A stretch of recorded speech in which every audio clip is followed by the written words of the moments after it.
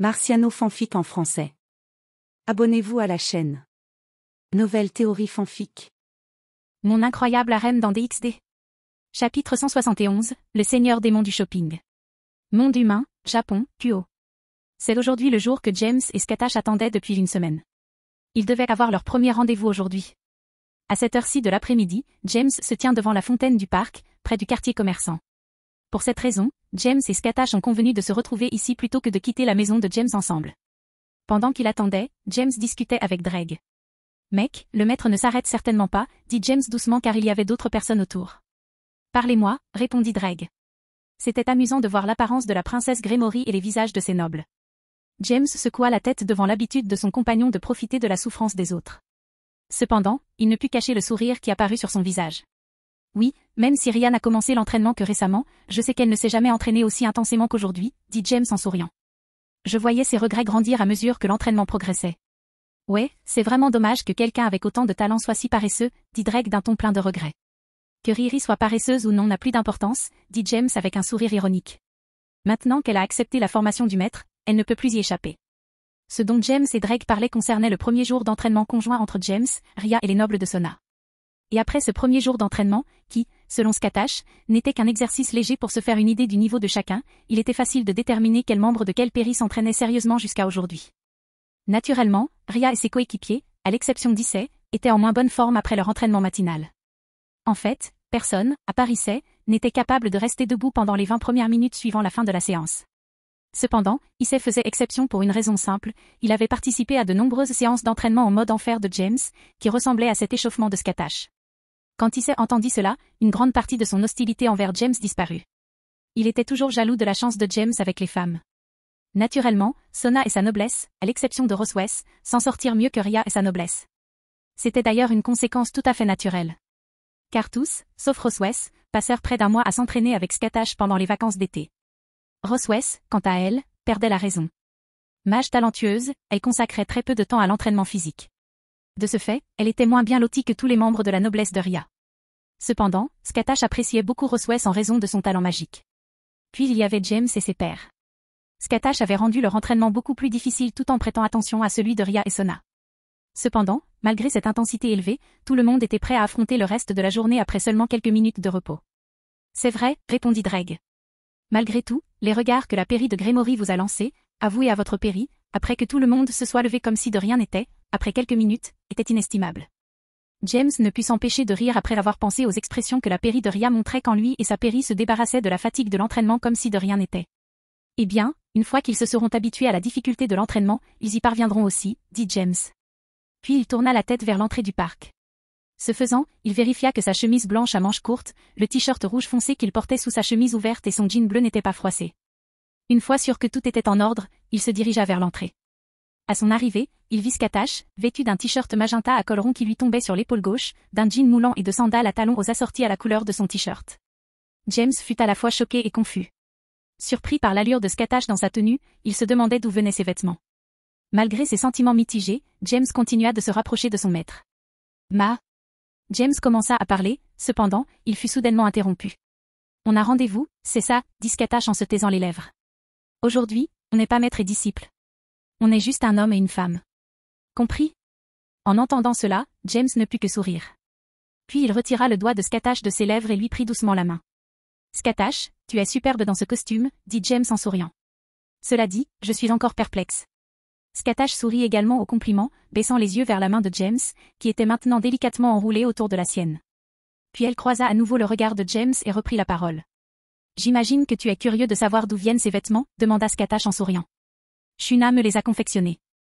Apparemment, elle les a cousus elle-même. Avec le commentaire de Scatash, James se souvint d'un des plans qu'il avait lorsqu'il avait donné à Shuna la période d'essai de 3 mois pour la première fois. Je pense qu'il est temps que nous passions à un autre domaine d'activité, pensa James, ses yeux pétillant pendant un instant. Scatash regarda James et vit ses yeux s'illuminer. Elle savait qu'il avait une idée à mettre en œuvre. Elle était également curieuse de voir combien de temps il lui faudrait pour sortir de ses pensées cette fois. À son crédit, Scatash avait défait James de cette mauvaise habitude alors qu'il n'avait que 12 ans.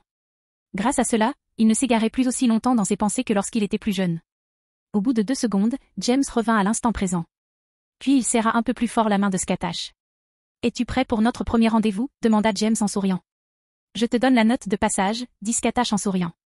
Si tu étais resté trop longtemps dans tes pensées, tu n'aurais pas apprécié les conséquences.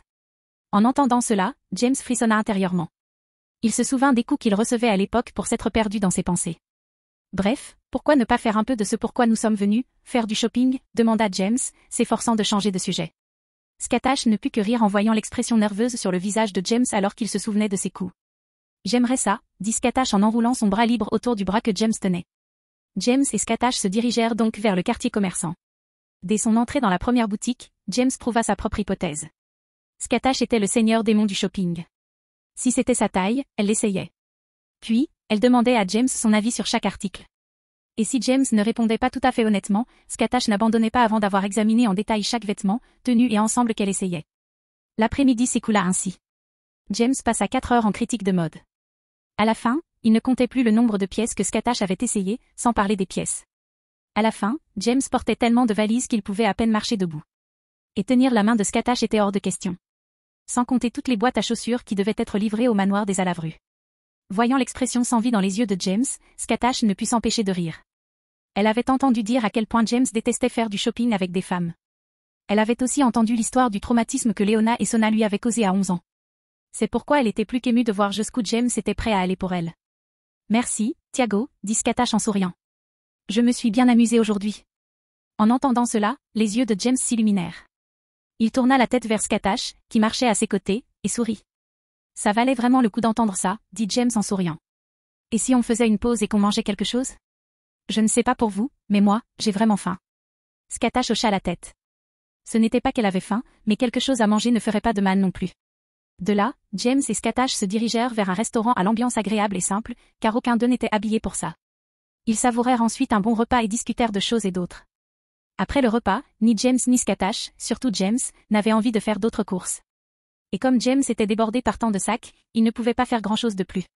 Ils décidèrent donc de rentrer chez eux. Tout en marchant, ils continuèrent à discuter de tous les sujets qui leur passaient par la tête. Finalement, ils en arrivèrent aux méthodes d'entraînement et autres sujets du même genre. Ce qui ne surprendrait personne si quelqu'un était là pour les écouter. Lorsque James et Scatash arrivèrent près du manoir, ils remarquèrent Tsubaki quitter la résidence de Sona. Un instant plus tard, Tsubaki remarqua à son tour James et Scatash. Ce faisant, elle fut surprise par le nombre de sacs de courses que James portait. Cependant, son regard s'illumina rapidement. Je devrais aussi inviter ce tanta à venir faire du shopping avec moi le week-end prochain, pensa Tsubaki en saluant James et Scatash. Bonsoir, James, maître Scatash, dit poliment Tsubaki. Je crois que vous revenez de votre rendez-vous. J'espère que vous vous êtes bien amusé. À ces mots, James sourit ironiquement.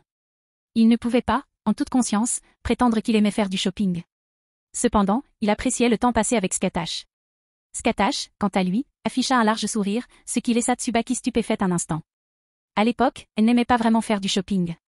Mais le choix de vêtements et de chaussures lui donnait cette fois une toute autre impression. En effet. Scatash hocha la tête. Ma garde-robe sera bien garnie quand le reste des courses arrivera. En entendant cela, Tsubaki fut choquée. Elle regarda James, à qui on lançait plus de sacs de courses qu'un homme ne devrait pouvoir emporter, quelle que soit sa force. Puis elle tourna son regard vers Scatash. L'espace d'un instant, elle se sentit désolée pour James, surtout sachant à quel point il déteste faire du shopping avec des femmes. Mais ce qui était encore mieux, c'était la compagnie que j'ai eue tout au long du voyage, a déclaré Scatash avec un léger sourire. Je ne peux que qualifier cela de merveilleux. Alors qu'elle prononçait sa dernière phrase, Scatash tourna son regard vers James. James lui rendit son sourire éclatant. Je suis content que tu te sois amusé, répondit James. Une fois de plus, Tsubaki fut surprise. Elle n'aurait jamais imaginé qu'ils tenaient autant l'un à l'autre si elle les avait vus à l'entraînement. Mais elle devait admettre qu'elle trouvait ce couple vraiment mignon. Eh bien, si vous voulez bien m'excuser, dit poliment Tsubaki. J'ai rendez-vous avec ce tanta, alors j'y vais. Comme James et Scatash auparavant, Tsubaki et Seu Chulin se retrouvent souvent devant chez eux. Pour eux deux, c'est comme un rendez-vous ordinaire. Très bien, amuse-toi bien, dit James avec un sourire en essayant de saluer Tsubaki. Puis, il sourit ironiquement en sentant la quantité de sacs qu'elle tenait. J'espère que vous vous amuserez tous les deux, dit Scatash. Tsubaki se dirigea ensuite vers l'entrée du quartier. Pendant ce temps, James et Scatash se dirigèrent vers la maison de James. Puis, avant d'ouvrir la porte, Scatash se tourna vers James. Cette rencontre a été vraiment merveilleuse, a déclaré Scatash. Merci pour cette expérience formidable. Scatash s'avança alors, se dressa sur la pointe des pieds et pressa ses lèvres contre celles de James. Au bout d'un moment, elle s'écarta. Puis, d'un ton séducteur, elle reprit la parole. Je pense que je vais avoir besoin de toi pour m'aider à porter ces sacs jusqu'à ma chambre, dit Scatash avec un clin d'œil coquin. Après cela, Scatash se retourna et ouvrit la porte d'entrée de la maison, laissant James debout là avec un sourire. Chapitre 172, la première fois depuis des siècles. Monde humain, Japon, Kuo. Après être entré dans la maison avec tous les sacs de course de Scatash, James ôta ses chaussures, comme à son habitude, et se rendit au salon. À son arrivée, il trouva Scatash en train de discuter avec Léona et les filles. « Salut », dit James en se dirigeant vers les canapés où les filles étaient assises. « Sérieusement, 4 heures et rien à redire ?» demanda Léona, l'air perplexe. James haussa simplement les épaules en réponse. « Je vois du favoritisme ici », dit Léona avec une lueur malicieuse dans les yeux. « Je l'ai déjà dit clairement, maman », dit James sans changer d'expression. « Je ne vais pas les traiter d'égal à égal, car ils ne le sont pas. Puisqu'ils sont tous différents, je vais les traiter comme tels. De plus, tu as tort à ce sujet, tante Léona, dit Misor pour défendre James. « Que veux-tu dire ?» demanda Léona d'un ton confus. « James ne se plaint jamais quand il fait du shopping avec nous », a déclaré Mocha. « Vraiment ?» s'exclama Léona, déconcertée. « Elle se plaint dès qu'elle entre dans un magasin avec moi. Ça veut dire que tu n'aimes plus ta maman ?» En réponse, James leva les yeux au ciel et ignora la tentative de sa mère de l'irriter. « Je ne pense pas que tu devrais blâmer James pour ça, tante Léona, dit Misor avec un sourire. « Et pourquoi pas moi ?» demanda Léona avec curiosité. « Parce qu'il ne se plaint que quand on sort avec lui », répondit Mocha en haussant les épaules. Le reste du temps, il dit souvent qu'il préférerait être ailleurs. En entendant cela, Léona et Shuna, qui souhaitaient également sortir avec James, écarquillèrent les yeux de surprise. Shuna sortit alors un petit carnet de son kimono et commença à griffonner rapidement dessus. Après cela, le groupe continua de discuter quelques minutes. Finalement, Scatash conduisit James à sa chambre. À leur arrivée, Scatash prit chacun des sacs de James et en rangea le contenu. Arrivant au dernier sac que James tenait dans ses mains, elle le ramassa et le jeta devant le placard. Elle attrapa ensuite James par le cou et l'embrassa passionnément. James, désormais familier des actes les plus intimes entre hommes et femmes, laissa aussitôt ses mains parcourir le corps de Scatash et ses vêtements. Lentement, tandis que le baiser s'approfondissait, James et Scatash se déshabillèrent mutuellement, un vêtement à la fois. Après beaucoup d'actions amoureuses entre le professeur et l'élève, « Je n'ai pas atteint de tels sommets depuis des siècles », dit Scatash en souriant. Cependant, demanda James en haussant un sourcil. « J'espère que tu ne diras pas à Scatash que ce soir est fini », dit Scatash avec un sourire séduisant en se léchant les lèvres. James a juste souri. « C'est une bataille dans laquelle je doute que vous puissiez me vaincre, maître, dit James d'un ton de défi. « Oh, ce sont des paroles plutôt arrogantes, dit Scatash avec un sourire. Je suppose qu'il va falloir vérifier la véracité de cette affirmation. » Ainsi, pendant les 9 heures qui suivirent, jusqu'au lever du soleil le lendemain, James et Scatash poursuivirent l'entraînement le plus intense qu'ils aient jamais fait. Le cadre du lit céda et le matelas tomba au sol. Puis, ils dormirent dans les bras l'un de l'autre pendant les heures qui suivirent. Chapitre 173, commande de nouveaux cadres de lit. Monde humain, Japon, Kuo. Le lendemain matin de sa rencontre avec Scatash, James était assis dans le salon, son smartphone à la main. Sur l'écran s'affichait un site de vente en ligne. Plus précisément, un site de fabrication de cadres de lit sur mesure. Alors qu'il cochait les cases, James remarqua une présence derrière lui. « James, que fais-tu » demanda Shuna en s'approchant. « Pas grand-chose, je regarde juste les nouveaux lits », répondit James sans lever les yeux. « Nouveau. Support de lit » demanda Shuna avec curiosité. « Ouais, Scatash s'est cassé la nuit dernière », dit James, sans toujours lever les yeux. Après avoir entendu cela, Shuna resta un instant perplexe. Puis, au bout de quelques instants, elle comprit pourquoi. Aussitôt après avoir tiré cette conclusion, Shuna rougit furieusement. À cet instant, James comprit à qui il parlait et regarda Shuna, qui rougissait du cou aux oreilles.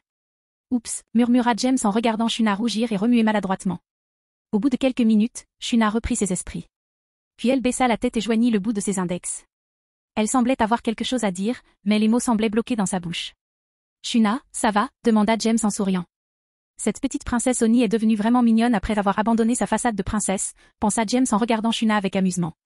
Un instant plus tard, Shuna leva la tête, avec détermination dans les yeux, posa une question. « Quand est-ce que tu vas sortir avec moi aussi ?» demanda Shuna, sachant pertinemment ce que sa question impliquait. James fut assez surpris par les implications de la question de Shuna. Au début, il pensa qu'elle se demandait simplement quand viendrait son tour. Mais en la regardant droit dans les yeux, il comprit qu'elle voulait offrir à James plus que son premier rendez-vous. En comprenant cela, le sourire de James se fit malicieux. « Je me demande. » dit James, marquant une pause à la fin de sa déclaration. Puis, avant que Shuna ne puisse dire quoi que ce soit, il poursuivit, « Tu sembles très impatiente. Est-ce le rendez-vous que tu attends? Ou est-ce autre chose? Un problème avec le cadre du lit, peut-être ?» Une fois de plus, Shuna rougit furieusement. Cependant, elle ne quitta pas le regard de James. Au lieu de cela, elle essaya de se défendre. « Peut-être. Commença Shuna avant de se mordre la langue. Et cela a échoué lamentablement. James éclata de rire. En entendant James rire, la gêne de Shuna augmenta exponentiellement. Puis elle se détourna pour que James ne puisse pas voir son visage. Malheureusement, cela ne fit que l'exciter encore plus. Puis, après quelques instants, James parvint enfin à contrôler son rire. Ah. Mince.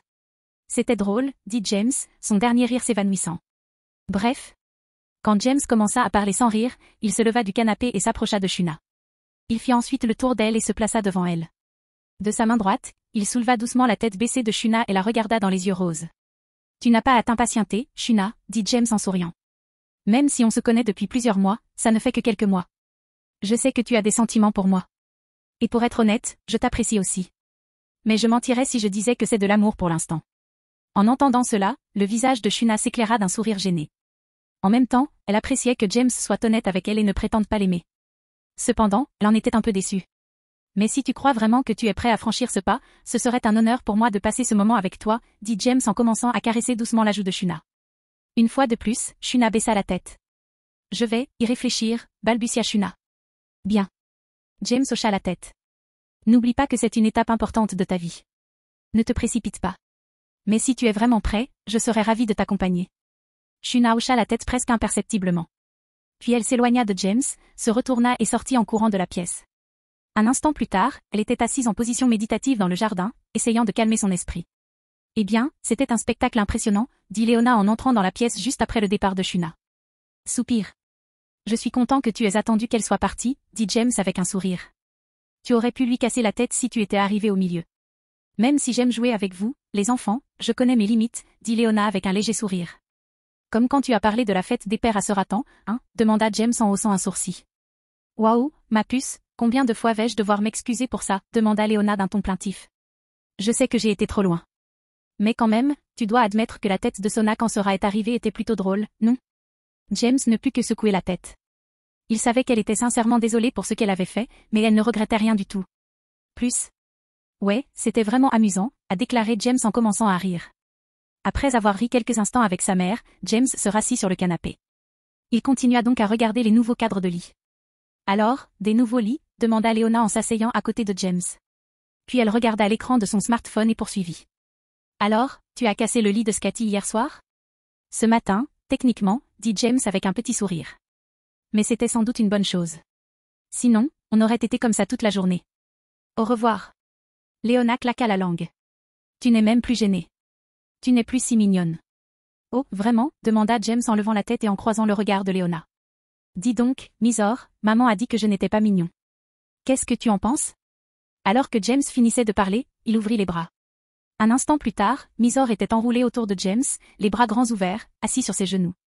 Bien sûr que tu es mignon, dit Misor avec enthousiasme, s'arrêtant pour embrasser James pour lui dire bonjour. Puis elle poursuivit, mais c'est un garçon vraiment viril et mignon. En entendant cela, James eut un sourire ironique. Puis, pensa-t-il. Qu'est-ce qui est vraiment mignon? Décidant de garder cette pensée pour lui, James continua de consulter le site web du cadre de lit personnalisé. Misor, comme Léona, observa également l'écran du téléphone de James. Le cadre de lit, demanda Misor avec curiosité. Il s'est effondré? Ce n'est pas à moi, mais au maître, répondit James. Misor a immédiatement fait le rapprochement. As-tu cassé le lit hier soir? Demanda Misor, incrédule. Ce matin, techniquement, répondit James sans lever les yeux. En fait, il y a environ 3 heures. Et comment va Scatty? Demanda Léona avec curiosité. Elle dort encore? Non, elle est réveillée, répondit James. Elle m'a demandé de la détruire pour qu'elle ne puisse plus marcher le matin. Alors? Léona et Misor regardèrent James avec incrédulité sur leur visage. J'aime beaucoup voir maman avec cette expression muette, pensa James en jetant un coup d'œil à Léona et Misor du coin de l'œil. C'est dommage que je doive pousser mon impudence à son comble pour voir ça. J'ai beau faire semblant, c'est toujours gênant de parler de ma vie sexuelle avec ma mère. Mais lui montrer mon embarras, c'est comme saigner devant un requin. Elle tuerait sur le champ. Peu de temps après que James eut terminé cette pensée, Léona, ayant traité ce que James avait dit, se leva rapidement. J'ai besoin de parler à Scatty, dit Léona avec une lueur malicieuse dans les yeux. Puis, il monta les escaliers en courant avec un flash step. Je te jure, elle n'utilise flash step que pour des choses aussi inutiles, dit James en secouant la tête. Un instant plus tard, Misor reprit également ses esprits. Cependant, contrairement à Léona, elle n'était pas excitée. Au contraire, elle fit la moue. Quoi de neuf, Mysore demanda James avec curiosité. Tu préfères Maître Scatash à moi, n'est-ce pas demanda Mysore d'un ton triste. James était complètement déconcerté par la question de Mysore. Cependant, après avoir vu l'expression de ses yeux, il comprit qu'elle était sérieuse. Alors, au lieu de plaisanter comme à son habitude, il répondit avec le même sérieux. Quelque chose me dit qu'il y a un gros malentendu, dit James en caressant les beaux cheveux violets de Mysore. Mais qu'est-ce qui te fait penser ça? Parce que tu ne m'as jamais fait l'amour comme ça, dit Mysore, ses yeux commençant à se remplir de larmes. James ne put que soupirer en réponse. Puis, de l'index de sa main droite, il caressa le front de Mysore. Voilà, s'exclama Mysore en se couvrant le front des mains et en regardant James d'un air blessé. Mais c'était pourquoi, bon sang? Pour avoir dit une bêtise, répondit James avec un sourire. Tu te rends compte que si j'avais fait ce que j'ai fait au maître hier soir, tu serais littéralement coupé en deux? Qu'un mineur soit classé comme un dieu, ce n'est pas une blague. À cet instant, une lueur de compréhension brilla dans les yeux de Mysore. Puis elle sourit timidement, gênée de poser une question aussi stupide. Je ne peux pas dire que j'aime toutes mes femmes de la même manière, dit James en tenant le visage de Mysore entre ses mains. Mais l'amour que j'éprouve pour vous toutes est le même et grandit chaque jour. Puis, James embrassa tendrement Mysore. Après le baiser, James crut un instant voir des cœurs dans les pupilles de Mysore. Avant qu'il puisse réfléchir à ce qu'il venait de voir, Mysore prit la parole. C'était tellement effrayant, a déclaré Mysore avec un sourire. James eut l'impression qu'une flèche lui transperçait le cœur. Mais avant qu'il puisse se reprendre, Mysore bondit sur ses genoux. Puis elle bondit et parla en s'éloignant. Je vais préparer le petit déjeuner, dit Mysore d'une voix chantante. Elle marqua une pause avant de quitter la pièce et reprit la parole. Je t'aime aussi, James. Après cela, Mysore se dirigea sans tarder vers la cuisine. Pendant ce temps, James se remettait de son attaque verbale. Elle m'a bien eu cette fois-là, pensa James en retournant à l'emplacement du cadre de lit personnalisé. Quelques minutes plus tard, James avait enfin choisi toutes les options qu'il souhaitait pour son nouveau lit et celui de Scatash. Soupirant de satisfaction, James s'adressa à la personne qu'il observait par-dessus son épaule depuis la dernière minute. Bonjour, comment s'est passé ton rendez-vous d'hier soir, Lancé demanda James sans se retourner. C.U. Chulin, qui se tenait derrière le canapé et regardait James acheter les lits, répondit avec désinvolture. C'était bien, dit C.U. Chulin avant de contourner le canapé et de s'asseoir sur celui en face de celui de James. Et j'ai entendu dire que ta rencontre avec le maître s'était bien passée aussi. J'imagine que tu as entendu parler de Tsubaki, hein, répondit James en terminant sa commande. Et pour être honnête, j'ai des sentiments mitigés concernant ce rendez-vous. C.U. Chulin lança à James un regard qui disait « Vas-y ». Eh bien, j'ai vraiment apprécié mon temps avec Maître, c'est la vérité absolue, a déclaré James avec un sourire. Mais, dit C.U. Chulin en regardant James avec ses yeux. Mais elle fait honte à toutes les autres femmes en termes de pouvoir d'achat, dit James avec un sourire amer. À plusieurs reprises, j'ai pensé que suivre la formation plus intensive du Maître serait mieux que ça.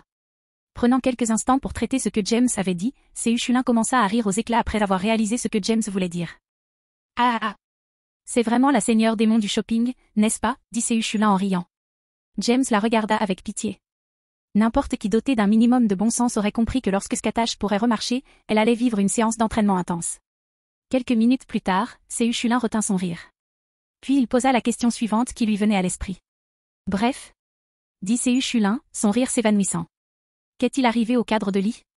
Ah, c'est vrai, dit James en retournant vers le canapé comme s'il essayait d'échapper à C.U. Chulin. Tu regardais par-dessus mon épaule comme une vigne. C.U. Chulin leva les yeux au ciel. Puis, d'un regard, il demanda à James de répondre. Haussant les épaules et se détendant sur sa chaise, James fit ce que C.U. Chulin souhaitait. Maître et moi nous sommes un peu laissés emporter hier soir et ce matin, dit James en se levant. On a presque cassé son lit au passage. Oh, on dirait que Mysore a déjà fini son petit déjeuner. James sortit donc de la pièce, laissant C.U. Chulin assis là, complètement abasourdi. Est-ce qu'elle vient de dire qu'elle a baisé Maître jusqu'à ce que le lit se brise, pensa C.U. Chulin en regardant l'endroit du canapé où James était assis. Chapitre 174, Terreur à Kyoto. Monde humain, Japon, Kyoto. Cela faisait 2 semaines que James avait acheté de nouveaux lits pour lui et Scatash. Et durant ces 2 semaines, James était plus que satisfait de ses achats. Autre fait marquant, James a disputé 2 matchs de classement contre des équipes de jeunes démons. Le premier contre l'équipe Agar, le second contre l'équipe Glacialabola. Il les a remportés sans trop d'efforts. Même s'il savait que les 2 équipes étaient bien plus faibles que la sienne, il a veillé à ce que sa noblesse, à l'exception de lui et de Scatash, se batte sans relâche. Cela signifiait, bien sûr, que les matchs de classement n'ont pas duré longtemps. Toutes les autres équipes ont également disputé un autre match de classement. L'équipe Citri a affronté l'équipe Agar lors de son 2e match. Le niveau de stratégie affiché a impressionné tous les spectateurs. Au final, l'équipe Citri a remporté la victoire de justesse. Sans le temps passé à s'entraîner avec Scatash, le résultat aurait probablement été en faveur de Segvera. La partie de l'équipe Gremory était contre l'équipe Bael. Cependant, cette partie ne s'est pas déroulée en faveur de Ria. Bien que la partie ait été serrée, Serra Org a finalement dépassé les capacités de Ria. De plus, Serra Org a été contraint de révéler son secret. Regulu, son pion, était un Sacred Gear depuis le début. Naturellement, cela a choqué tous les spectateurs. Grâce à la puissance de Ria, Serra Org a été contraint de révéler que Regulu était le Sacred Gear de type avatar indépendant, Regulu Nemea, et l'un des 13 Longinus. Bien qu'il n'ait pas eu l'intention de révéler ce fait si tôt, il a été contraint de le faire pour remporter la victoire. Aujourd'hui, cependant, il s'est retrouvé devant la gare de Kyoto après être arrivé à Kyoto avec les étudiants de deuxième année et les professeurs de l'Académie Kyo. Alors, tu ne viens vraiment pas avec nous à l'hôtel, James, demanda Mizore en regardant James avec des yeux de chiot. Désolé, Mizore, je dois rencontrer ce raton. Et avant ça, je vais rendre visite à Yasaka et Kunu, dit James avec un sourire ironique. Mais ne t'inquiète pas, après quelques rencontres officielles, j'aurai du temps à te consacrer. Mizore fit simplement la moue en guise de réponse. Cependant, elle n'insista pas. Elle savait que James avait été envoyé ici pour une mission importante. Mais si Yes perd le contrôle, tu peux m'appeler, dit James en souriant. Je laisserai tout tomber et je le punirai avant de revenir. Allez, Sanpei, se plaignit Issei du décor. Je veux juste profiter de mon voyage scolaire. Je ne permettrai aucune de tes actions perverses, Yudu Issei, dit Roswes d'un ton strict. Tout comme Skatash, Roswes fut recruté à la dernière minute par le corps professoral qui accompagna les étudiants de deuxième année dans leur périple. Sans les absences occasionnelles de Skatash pour accompagner James lors de ses négociations avec les Yokai, Roswes n'aurait pas été un renfort indispensable. D'un autre côté, si James n'avait pas eu à gérer ces négociations, Skatash n'aurait probablement pas été présent, et Roswes aurait de toute façon été le professeur du diable qui avait participé au voyage. Allons, tu n'as pas besoin d'être si dur avec Yesse, n'est-ce pas, demanda Azazel avec son habituel sourire moqueur. Il essaie juste de s'amuser, pas vrai? Azazel Sensei est le meilleur. Issei applaudit joyeusement. Non, c'est non, dit Roswes d'un ton sévère à l'adresse d'Azazel. Comme James, Azazel était du voyage car il devait participer aux négociations avec les Yokai de Kyoto concernant l'Alliance. Par conséquent, comme Skatash, il n'accompagnait pas toujours les étudiants. Bref, vous devriez y aller, dit James en désignant les autres élèves de l'Académie Kyo. Le reste de votre classe est sur le point de partir. Regardant dans la direction indiquée par James, les autres êtres surnaturels comprirent que James avait raison. Puis, après avoir dit au revoir à James, ils commencèrent à suivre les autres élèves et les professeurs.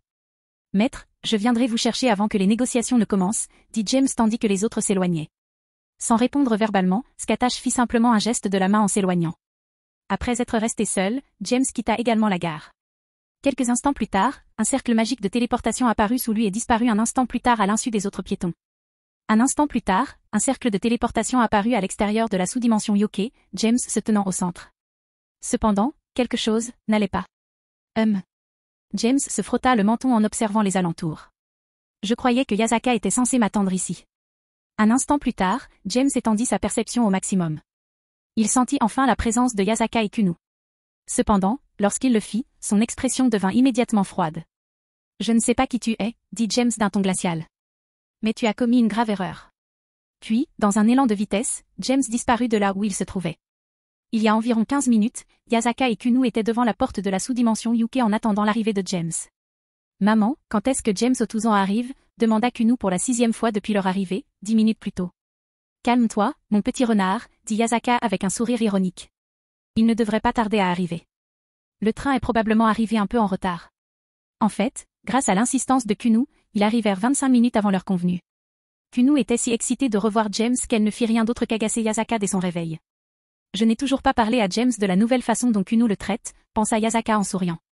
Je parie que son expression sera vraiment mignonne quand il entendra ça. Il y a moins d'une semaine, Kunu réalisait qu'il était inapproprié d'appeler son nouveau beau-père Onichan. Elle décida donc d'appeler James Otusan pour souligner son nouveau statut. Cependant, un peu malicieuse, Yasaka recommanda à Kunu de ne pas l'appeler ainsi avant de les rencontrer en personne. Elle lui expliqua pourquoi James l'apprécierait davantage ainsi. Alors que Yasaka et Kunu attendaient l'arrivée de James, Yasaka sentit soudain une barrière anti-reconnaissance s'ériger autour d'eux et de la porte de la sous-dimension. Elle se mit immédiatement en état d'alerte et entraîna Kunu avec elle, désorientée par les actions de sa mère. « Maman, quelque chose ne va pas ?» demanda Kunu, incapable de détecter la barrière de sécurité érigée. « Reviens dans la sous-dimension, ma chère » dit doucement Yasaka en scrutant les alentours. On dirait qu'il y a des invités indésirables. Entendant la sévérité du ton de sa mère, Kunu ne la questionna pas davantage. Elle se retourna immédiatement et tenta d'entrer dans la sous-dimension Yokai. Malheureusement, les choses ne seraient pas aussi faciles qu'elle le pensait. « Maman, ne l'ouvre pas » s'écria Kunu, surpris. « Au revoir. » Yasaka claqua la langue. Puis elle cria. Ici, c'est le territoire des Yokai.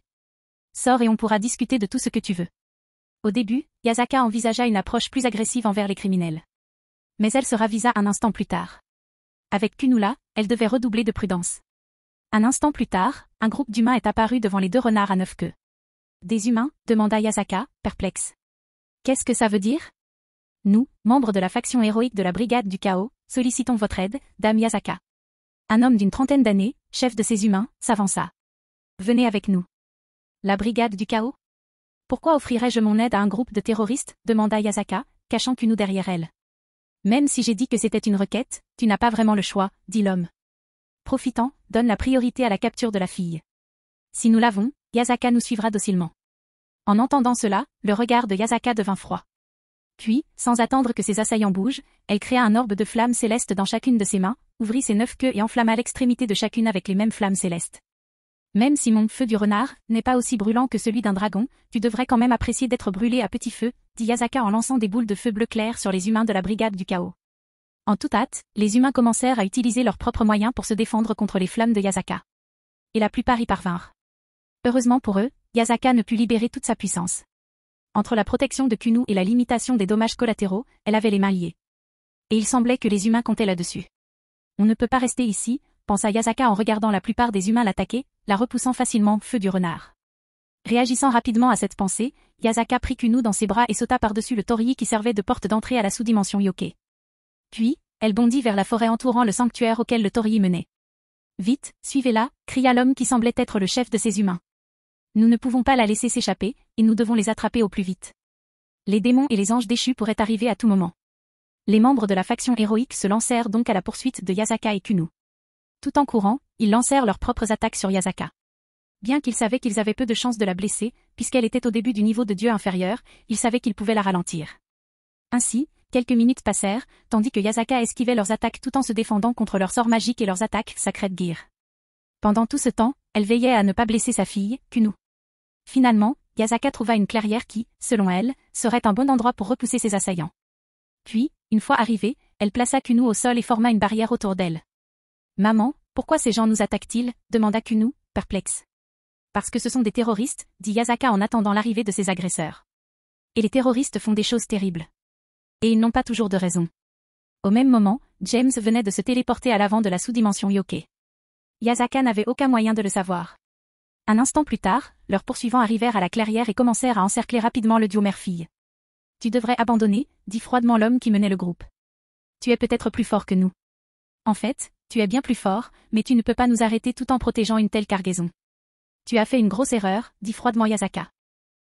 En fait. Tout en parlant, il ouvrit de nouveau ses 9 queues et enflamma feu de renard à chacune de leurs extrémités. Simultanément, il créa des boules de feu de renard dans chaque main. Puis, il commença à tirer des attaques sur le groupe d'humains qui les entourait. Cette fois, chaque attaque était bien plus puissante que celle déployée en ville. Cependant, il ne pouvait pas déployer toute sa puissance avec Kunu si près. S'il le faisait, Kunu serait instantanément brûlé par la chaleur. La première erreur a été de me suivre ici, où je peux utiliser davantage mon pouvoir, dit Yasaka tandis que ses attaques réduisaient en cendres plusieurs humains. Puis, son ton se fit plus féroce. Et la seconde a été d'oser traiter ma fille de fardeau. Alors que les attaques de Yasaka pleuvaient sur eux, les membres de la faction héroïque firent de leur mieux pour se défendre. Cependant, leur nombre diminua progressivement. Lorsqu'ils apparurent pour la première fois devant Yasaka et Kunu, ils étaient 100. Lors de la première attaque de Yasaka sur la ville, ils perdirent 5 des leurs. Arrivés à ce point avec 95 camarades, ils en perdirent 23 dans les derniers instants sous les attaques renforcées de Yasaka. « Arrêtez d'essayer de bloquer » cria le chef. « Évitez et concentrez vos attaques sur la barrière où se trouve la fille. » Suivant l'ordre, les humains firent preuve d'une grande agilité pour éviter les attaques de Yasaka. Le nombre de victimes commença également à diminuer considérablement. De plus, Yasaka ne pouvait pas défendre sa barrière de toutes les directions à la fois. Bien que Yasaka ne parvienne à tuer que 5 ou 6 autres assaillants, leur nombre diminue. À ce stade, il n'en reste qu'une cinquantaine. La raison ? Pendant le combat, sous la menace de la mort et avec la volonté de survivre, de nombreux attaquants humains parviennent à débloquer leur état brise-équilibre. Ce faisant, ils sont enveloppés par la brume violette et téléportés hors du champ de bataille. Malheureusement pour ceux qui n'avaient pas réussi à débloquer Balance Breaker, le temps d'attaque était écoulé. Alors qu'ils parvenaient à fissurer la barrière, une faible voix se fit entendre dans la direction d'où ils venaient. « Dispersez-vous, sans bons Akura !» Puis, un essaim de feuilles en forme de pétales de cerisier jaillit de la forêt et attaqua vivement les assaillants. Tandis qu'ils tombaient, l'horreur et l'incrédulité se lisaient sur leurs visages. Jamais, même dans leurs rêves les plus fous, ils n'auraient imaginé que les renforts de Yasaka arriveraient si vite. Un instant plus tard, tous les assaillants, sauf le chef, étaient morts. James sortit alors calmement de la forêt. Pourtant, son regard était tout sauf serein. En voyant James, Yasaka soupira de soulagement. Puis, elle sourit et abaissa la barrière autour de Kunu. Après cela, ils coururent vers James et le serrèrent dans leurs bras simultanément. Chapitre 175, le temps en famille. Monde humain, Japon, Kyoto. Après avoir serré Yasaka et Kunu dans leurs bras un bref instant, le trio relâcha leur étreinte. Avant que Kunu puisse observer les cadavres alentour, Yasaka lança des colonnes de feu de renard sur eux, les réduisant en cendres en un instant. Au même moment, James se fraya un chemin jusqu'au plus puissant des assaillants, l'homme qui leur tenait lieu de chef, qu'il avait volontairement laissé en vie. Malheureusement pour lui, il valait mieux qu'il soit mort.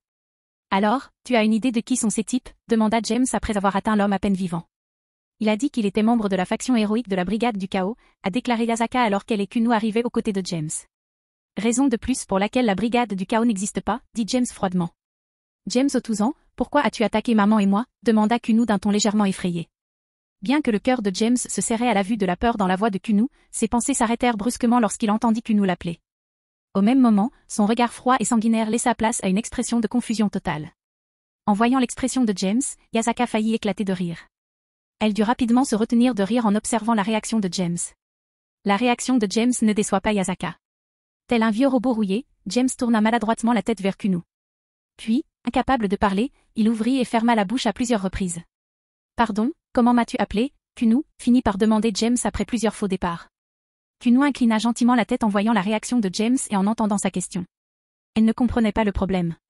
Puis elle répéta son ordre. « James Otuzan ?» demanda Kunu d'un ton hésitant. « Puisque tu es le partenaire de maman, je ne devrais plus t'appeler Oni-chan, n'est-ce pas ?» En entendant cela, James resta figé un instant. Puis, il sourit et s'agenouilla devant Kunu, les regardant dans les yeux. « Kunu, tu peux m'appeler comme tu veux, » dit James en souriant. « Comme tu veux. » Kunu sourit à James, puis se leva d'un bond et passa ses bras autour de son cou. Immédiatement après, elle l'embrassa sur la joue et reprit la parole. « Je t'aime, Otuzan, » dit joyeusement Kunu. En réponse, James se redressa avec ses bras autour de Kunu et un sourire sur son visage également. « Je t'aime aussi, Kunu, » dit James avec la même joie. Puis il tourna la tête vers Yasaka. D'un ton bienveillant, il lui parla. « Tu n'as pas été blessé, n'est-ce pas ?»« Non, ils sont trop faibles pour me faire quoi que ce soit, » dit Yasaka avec un sourire. Puis, d'un ton sinistre, elle reprit la parole. « Ils avaient prévu de prendre Kunu pour que je sois obligé de leur obéir. C'est une erreur qu'aucun d'entre eux ne regrettera jamais, je vous l'assure, » dit James d'un ton tout aussi sinistre. Puis, James et Yasaka échangèrent des regards sanguinaires et se sourirent. Pendant ce temps, Kunu observait sa mère et son beau-père avec curiosité. Bien qu'elle sache qu'ils étaient en colère, elle n'aimait pas les voir sourire ainsi. Alors, pour changer d'ambiance, elle enfila le t-shirt de James pour attirer son attention. « Qu'est-ce qui ne va pas, Kunu ?» demanda James après avoir retrouvé son sourire habituel. « On peut rentrer ?» demanda Kunu. « C'est bientôt l'heure du déjeuner et j'ai faim. » À cet instant, l'estomac de Kunu émit un bruit qui prouvait que ses paroles étaient justes. En entendant cela, Kunu rougit tandis que James et Yasaka riaient. « Bien sûr, rentrons à la maison, » dit James. « Je déjeunerai avec toi. Ensuite, je dois aller travailler plus tard. » Kunu sourit lorsque James annonça qu'il rentrerait déjeuner avec eux. Cependant, son sourire s'effaça légèrement lorsqu'il lui dit qu'il devait aller travailler. James lui avait beaucoup manqué depuis sa dernière visite pendant les vacances d'hiver. Bien qu'elle ait fait quelques excursions d'une journée à Kyoto au cours des mois suivants, Kunu ne considérait que les séjours d'une nuit comme de véritables visites. Voyant l'expression de Kunu, James ne put qu'esquisser un sourire ironique. Il aimerait passer plus de temps avec elle, et avec Yasaka aussi. Malheureusement, beaucoup de choses se sont passées depuis sa visite hivernale. James décida de mieux s'organiser et s'approcha de Yasaka. Après qu'elle lui eut pris la main, un cercle magique de téléportation apparut sous le trio et l'homme inconscient et grièvement blessé qui menait l'attaque. Un instant plus tard, les 4 personnes disparurent de la clairière. James, Yasaka, Kunu et l'homme inconscient apparurent devant le torii qui servait de portail vers la sous-dimension Yoke. Yasaka créa alors un cercle magique de communication et contacta ses gardes. Quelques instants plus tard, une petite escouade de ses gardes personnels, menée par son capitaine, Sesomaru, émergea du portail. « Yasaka-im, est-ce que Kunu Ojuzama et toi allez bien ?» demanda Sesomaru. « Nous allons bien, grâce à James, » répondit Yasaka. « Laisse-moi m'excuser de mon incapacité à te protéger, Yasaka-im, » dit Sesomaru en s'inclinant. « Lève la tête, Sesomaru, » dit Yasaka d'un ton solennel. « Je ne te reproche pas cette attaque surprise. De plus, nous étions devant la porte. Personne ne s'attendrait à ce que quelqu'un nous attaque ici. » Sesomaru s'inclina une fois de plus, puis resta silencieuse, attendant les ordres de Yasaka. Yasaka, lui aussi, estimait que poursuivre cette affaire était inutile. Puis elle reporta son attention sur l'homme qui avait mené l'attaque contre elle et Kunu. Emmenez cet homme et arrêtez-le, dit froidement Yasaka. Assurez-vous qu'il ne se suicide pas. J'ai beaucoup de questions auxquelles j'aimerais avoir des réponses. Compris, dit Sesomaru avant de soulever l'homme blessé par ce qui restait de ses vêtements après l'attaque de James. Après cela, Sesomaru et la moitié des gardes revinrent par la porte pour maîtriser l'homme. L'autre moitié prit position pour protéger James, Yasaka et Kunu tandis qu'ils franchissaient à leur tour la porte. Monde humain, Japon, Kyoto, sous-dimension UK. Quelques minutes plus tard, James était assis à table avec Yasaka et Kunu. En attendant le déjeuner, Kunu raconta à James comment elle avait passé son temps depuis sa dernière visite. Maintenant, je peux même créer du feu de renard sur 3 de mes queues, dit Kunu avec enthousiasme en expliquant le chemin parcouru grâce à son entraînement au Sanjutsu, au Gyujutsu et aux capacités raciales du renard à 9 queues.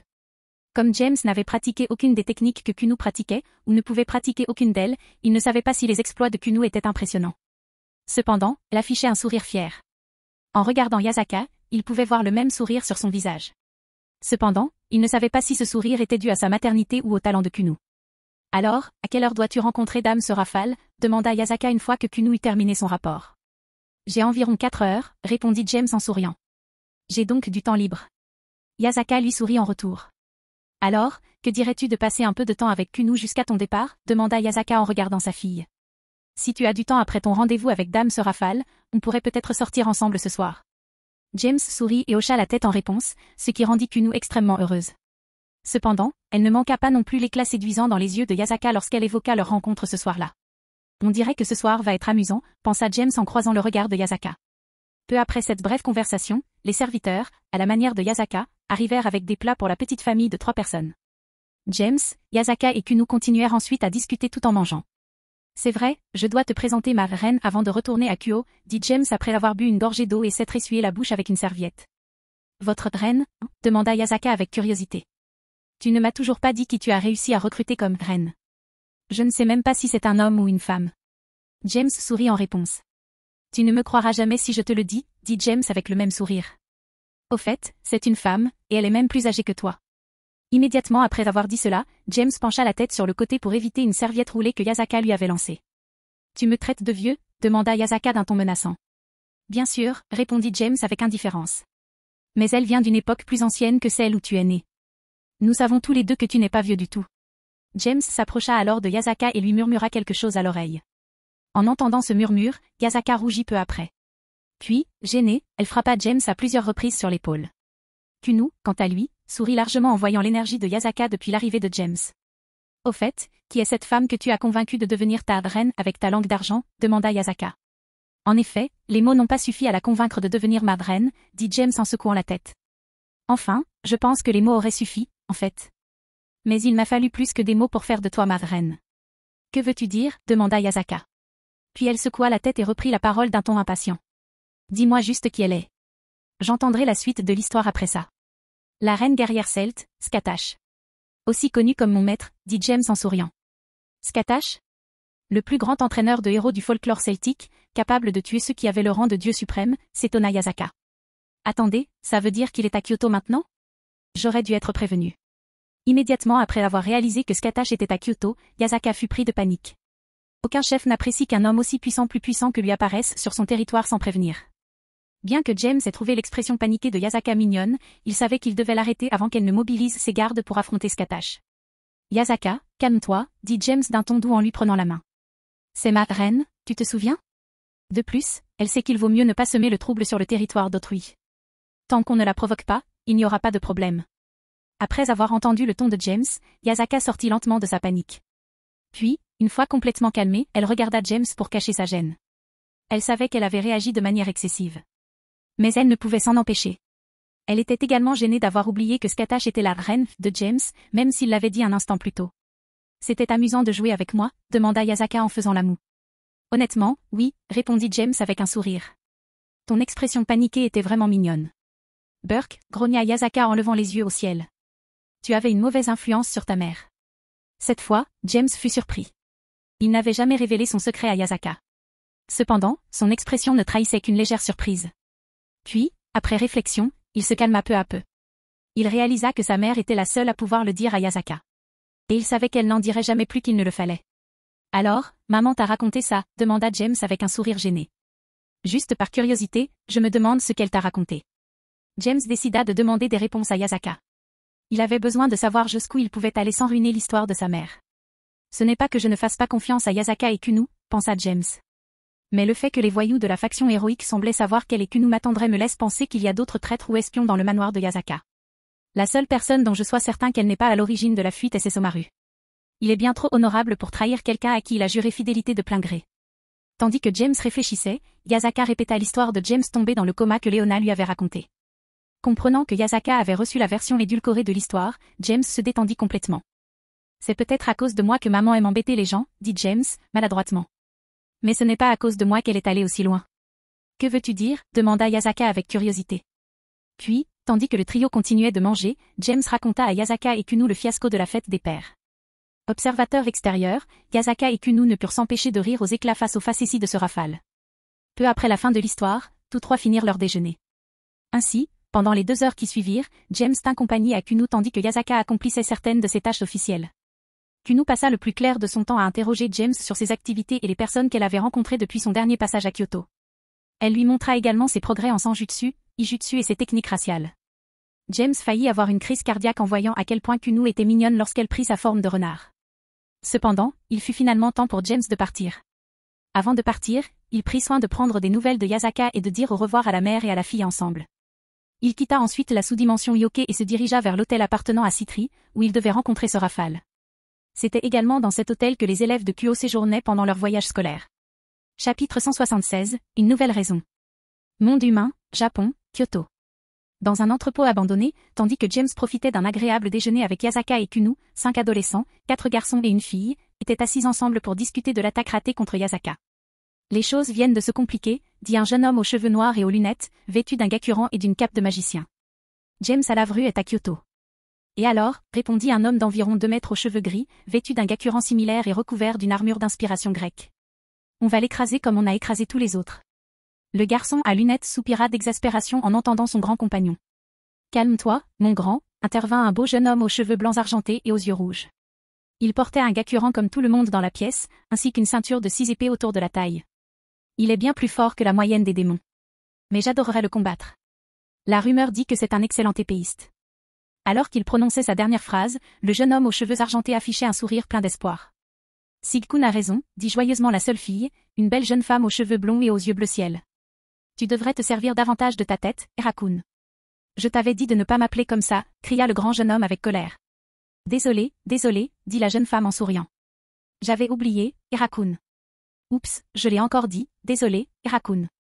Arg, rugit le grand jeune homme. J'y vais. Ça suffit, dit le dernier présent, un jeune homme aux cheveux noirs courts et aux yeux bleus, vêtu d'un gakuran et d'un ancien costume chinois, mettant fin à cette discussion inutile. Georg a raison. Les choses sont devenues bien plus compliquées. Alors, que proposes-tu que nous fassions, Kao, demanda Georg, le jeune homme à lunettes, en ajustant ses lunettes. Nous devrons éliminer James Alavru avant même de pouvoir penser à capturer le renard à 9 queues, a déclaré calmement le jeune homme en costume chinois, qui semblait également être le chef de ce groupe de jeunes, Kao, avec un sourire sur son visage. On est obligé de le faire, demanda la jeune femme. D'après la photo, il est très mignon. Peu importe, dit le grand jeune homme. Il nous gêne, alors il faut l'écraser. Hercule a raison. Kao hocha la tête. Il nous empêche d'atteindre notre objectif. Nous devons donc nous en débarrasser. C'est plus facile à dire qu'à faire, répondit Georg. Si les rumeurs sont vraies, il est plus fort que nous tous. Raison de plus pour le combattre, dit le jeune homme aux cheveux argentés avec un sourire. Alors ton épée doit être authentique. Soupir. Tu penses à autre chose qu'aux épées, Siegfried, demanda Georg d'un ton las. Y a-t-il autre chose qui mérite réflexion, demanda Siegfried, le jeune homme aux cheveux argentés, sincèrement perplexe. À cela, Georg soupira une fois de plus tandis que la jeune femme, qui s'appelait Jeanne, riait. Sigkun, tu es quelqu'un d'exceptionnel, dit Jeanne en souriant. Malheureusement, je vais devoir te décevoir, Siegfried, dit Kao en secouant la tête. Je m'occuperai de James Alavru. C'est un demi-démon, donc mon Sacred Gear est parfait pour le vaincre. Soupir. Puis-je au moins le combattre un peu avant que tu le tues, demanda Siegfried avec espoir. C'est possible, si le temps et les circonstances le permettent, répondit Kao avec un sourire. Mais pour l'instant, nous devons élaborer un plan pour nous débarrasser de lui. Ces 5 jeunes hommes étaient les chefs de la faction héroïque de la Brigade du Chaos. Ils étaient tous descendants de héros du passé ou leur réincarnation spirituelle. Quoi qu'il en soit, ils adoptaient tous les noms de leurs ancêtres. De plus, ils contenaient tous des engrenages sacrés dans leur âme. Ils passèrent donc les heures suivantes à planifier des contre-mesures face à l'ingérence de James. Le sujet de discussion de la faction héroïque était actuellement leur retour à l'hôtel Citry pour participer à leur rencontre avec ce Rafale. Fait inhabituel, il affichait un air terrifiant. Bien qu'il puisse sourire devant Cunou, James ressentait une colère sans précédent. Ce qui était compréhensible. C'était la première fois qu'il ressentait la sensation d'être attaqué par un être cher. Et James n'appréciait guère cette sensation. Serrant les poings en rentrant à l'hôtel, James réaffirma sa raison d'être. Je dois devenir le plus fort, pensa James en essayant de calmer sa colère. Tellement fort que personne n'oserait attaquer quelqu'un que je souhaite protéger. En pensant à cela, James sentait aussi que sa raison de vouloir devenir plus fort était on ne peut plus cliché. Mais en même temps, c'était la première fois qu'il avait une raison liée à son objectif de devenir le plus fort. Alors, il a enfin trouvé une raison à sa quête de domination, pensa Drake dans son boosted gear. Jusqu'ici, James n'a pas laissé son pouvoir lui monter à la tête comme mes autres hôtes. Normalement, mes hôtes seraient consumés par leur nouveau pouvoir et leur désir de dominer pour le plaisir de dominer. Mais James veut dominer pour le bien de ses proches. Je dois dire que c'est nouveau. Pour la première fois depuis longtemps, Drake était impatient de savoir ce que l'avenir réservait à l'un de ses hôtes. Ne me laisse pas tomber, partenaire, pensa Drake une fois de plus. Montre-moi jusqu'où tu peux aller. Après avoir marché une demi-heure depuis la sous-dimension Yoke jusqu'à l'hôtel, James parvint à se maîtriser. Il entra ensuite dans le hall de l'hôtel et procéda à l'enregistrement. Au bout de quelques instants, James avait la carte magnétique de sa chambre en main. Sans perdre de temps, il monta dans sa chambre la suite présidentielle, pourquoi pas, au dernier étage.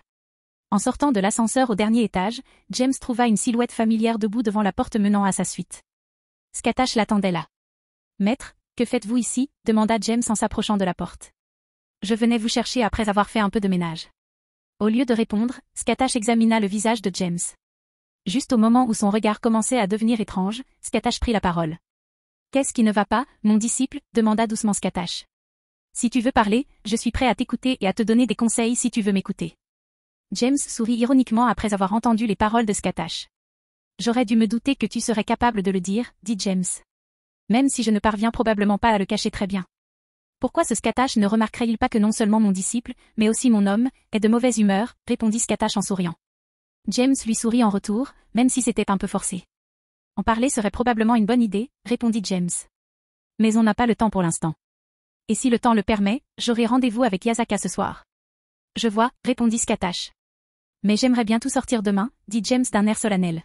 « Si je n'étais pas allé aujourd'hui au sanctuaire où se trouve l'entrée de la sous-dimension Yoke, je n'aurais jamais su que quelque chose n'allait pas. » Alors que James prononçait cette dernière phrase, il glissa la carte magnétique dans la serrure et ouvrit la porte. Il la tint ensuite ouverte pour Scatash, qui entra sans hésiter. James le suivit peu après. Puis, dès qu'il eut refermé la porte, Scatash le serra dans ses bras, forçant sa tête à reposer sur sa poitrine. « Je suis contente que tu aies compris l'erreur de défendre ceux que tu aimes avant que l'irréversible ne se produise, » dit doucement Scatash en passant ses doigts dans ses tresses. « Nous discuterons de la façon de rectifier cet oubli demain, quand nous aurons le temps. » Au lieu de répondre, James se laissa simplement tomber contre la poitrine de Scatash et entoura sa taille de ses bras. Au bout de quelques instants, Scatash s'écarta de James. « Assez de tristesse, » a déclaré Scatash. « Nous avons un engagement à tenir. » En réponse, James prit une profonde inspiration et la retint un instant. Puis, il expira d'un coup et lui adressa son sourire habituel. « Merci, maître. »« Non, Scatash, » dit James en se dirigeant vers la salle de bain.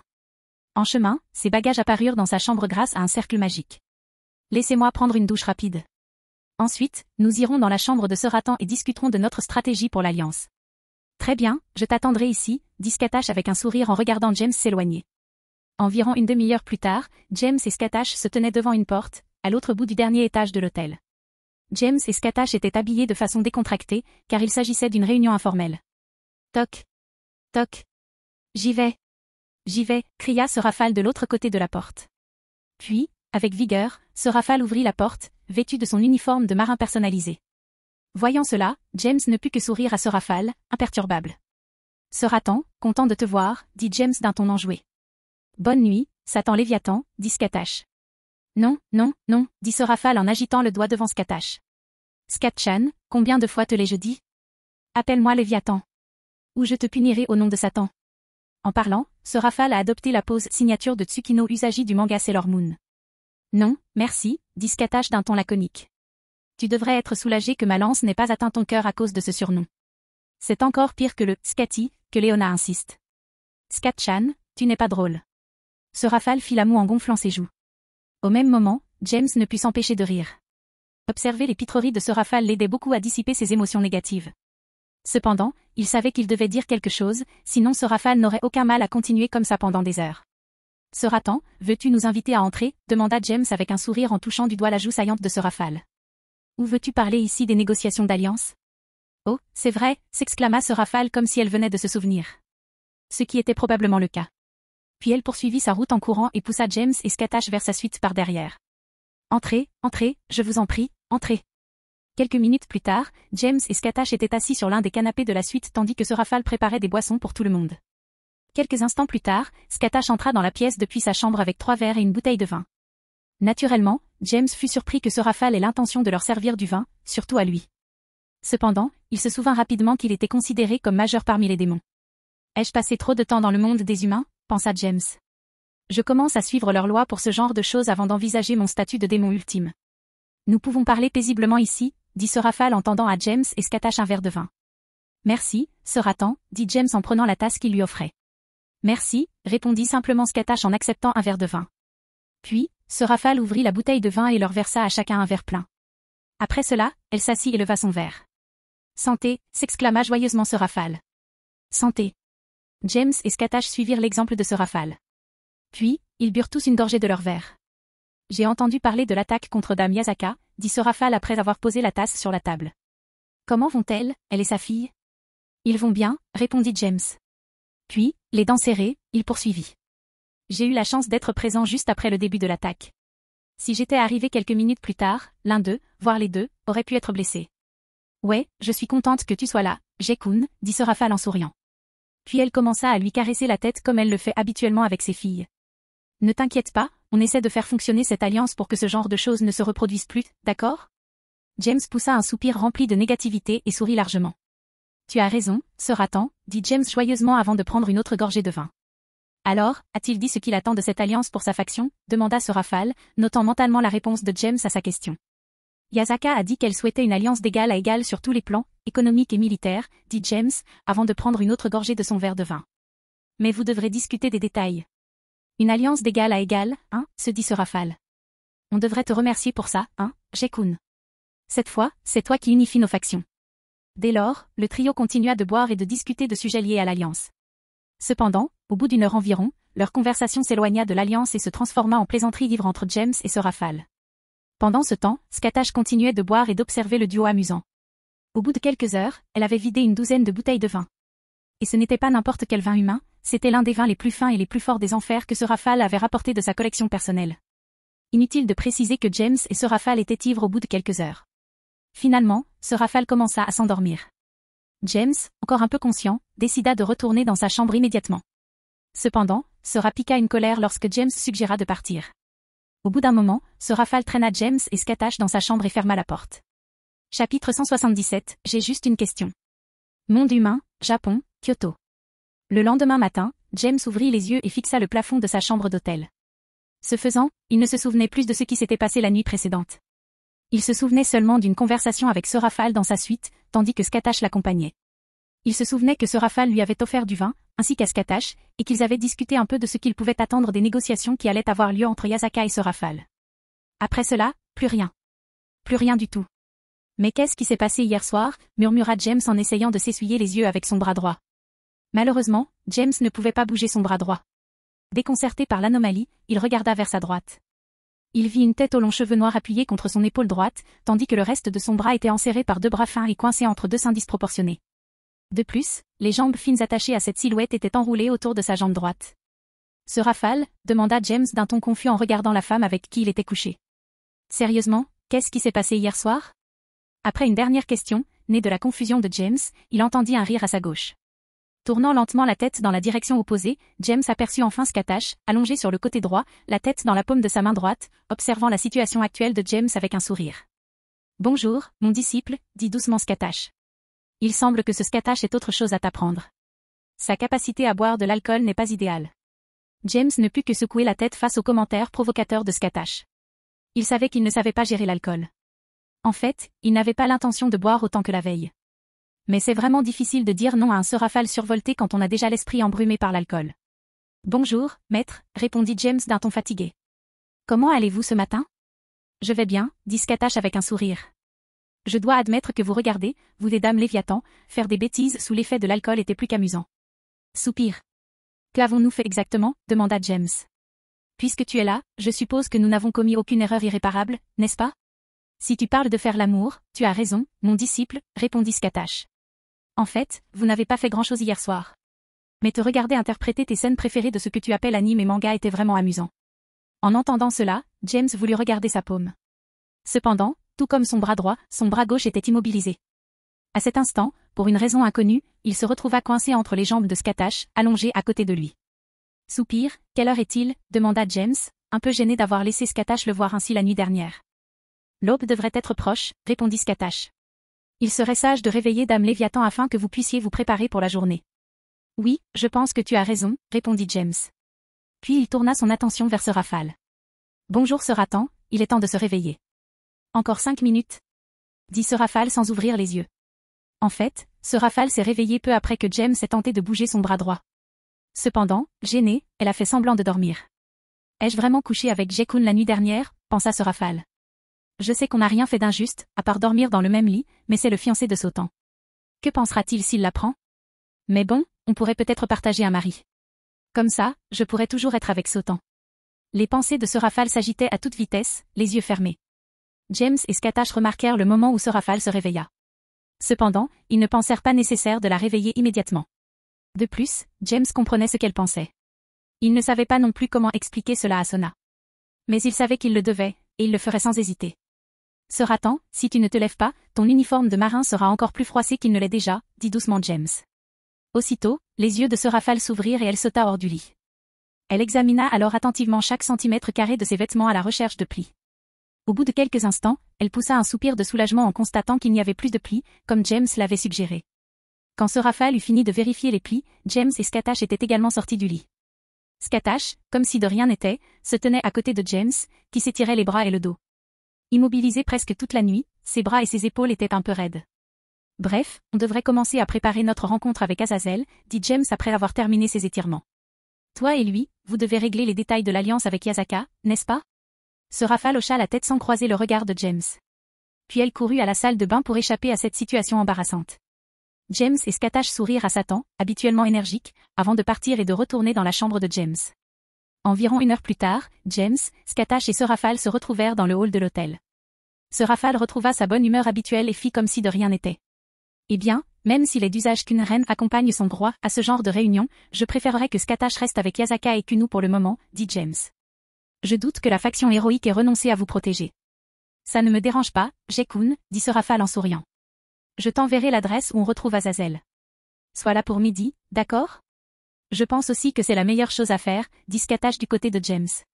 J'aimerais aussi rencontrer ce Yasaka. Tout comme ta belle-fille. James sourit en guise de réponse. Après quelques banalités, James, Skatash et Sir Rafale quittèrent l'hôtel et se dirigèrent vers leurs destinations respectives. Après environ une demi-heure de marche, James et Skatash apparurent devant le torii qui servait de porte d'entrée à la sous-dimension Yoke. James contacta alors Yasaka et annonça leur arrivée. Quelques instants plus tard, Yasaka et Kunu quittèrent la sous-dimension. De là, il présenta Skatash à Yasaka et Kunu. Il s'excusa ensuite auprès de Yasaka de ne pas l'avoir vu la veille au soir pour un rendez-vous. Il lui raconta également ce qui s'était passé et pourquoi il n'avait pas pu venir. Alors, tu as bu ton premier verre et tu t'es retrouvé ivre-mort avec Lady Léviathan, hein, dit Yasaka en souriant. J'aimerais bien voir ça. Puisque mon disciple a souhaité que je vous protège, vous et votre fille, je serais plus qu'heureuse de vous le dire en détail, dit Skatash avec un sourire malicieux en regardant James. Naturellement, James et Yasaka réagirent différemment à cette proposition. James sourit ironiquement à la volonté de Skatash de raconter aux autres ces moments embarrassants. En même temps, les yeux de Yasaka pétillaient d'excitation. Elle aimait entendre toutes sortes d'histoires sur James. Et malheureusement pour lui, les histoires embarrassantes étaient ses préférées. Finalement, James, après avoir discuté avec Skatash, Yasaka et Kunu pendant une demi-heure, se dirigea vers l'endroit où il était censé retrouver Sir Rafale et Azazel.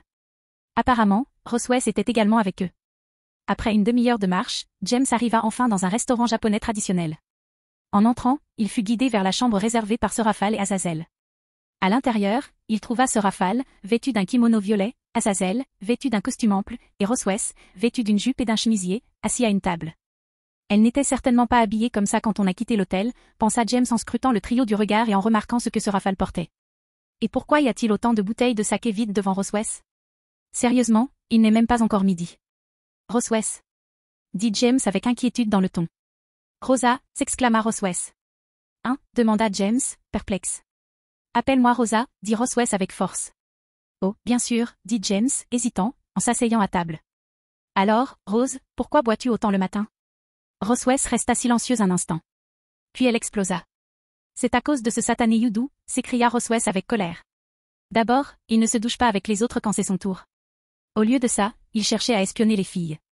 Le tenir éloigné du lieu idéal pour espionner. Soupir. Cet ISE, il n'apprend jamais, hein, dit James, le regard légèrement sombre. En voyant le regard de James, Sorafal et Azazel furent désolés de ce qui s'est allé vivre dans un avenir proche. Roswes, quant à elle, dans son état d'ivresse, sentit James compatir avec elle. Ce sentiment ne fit qu'accroître son intérêt pour James.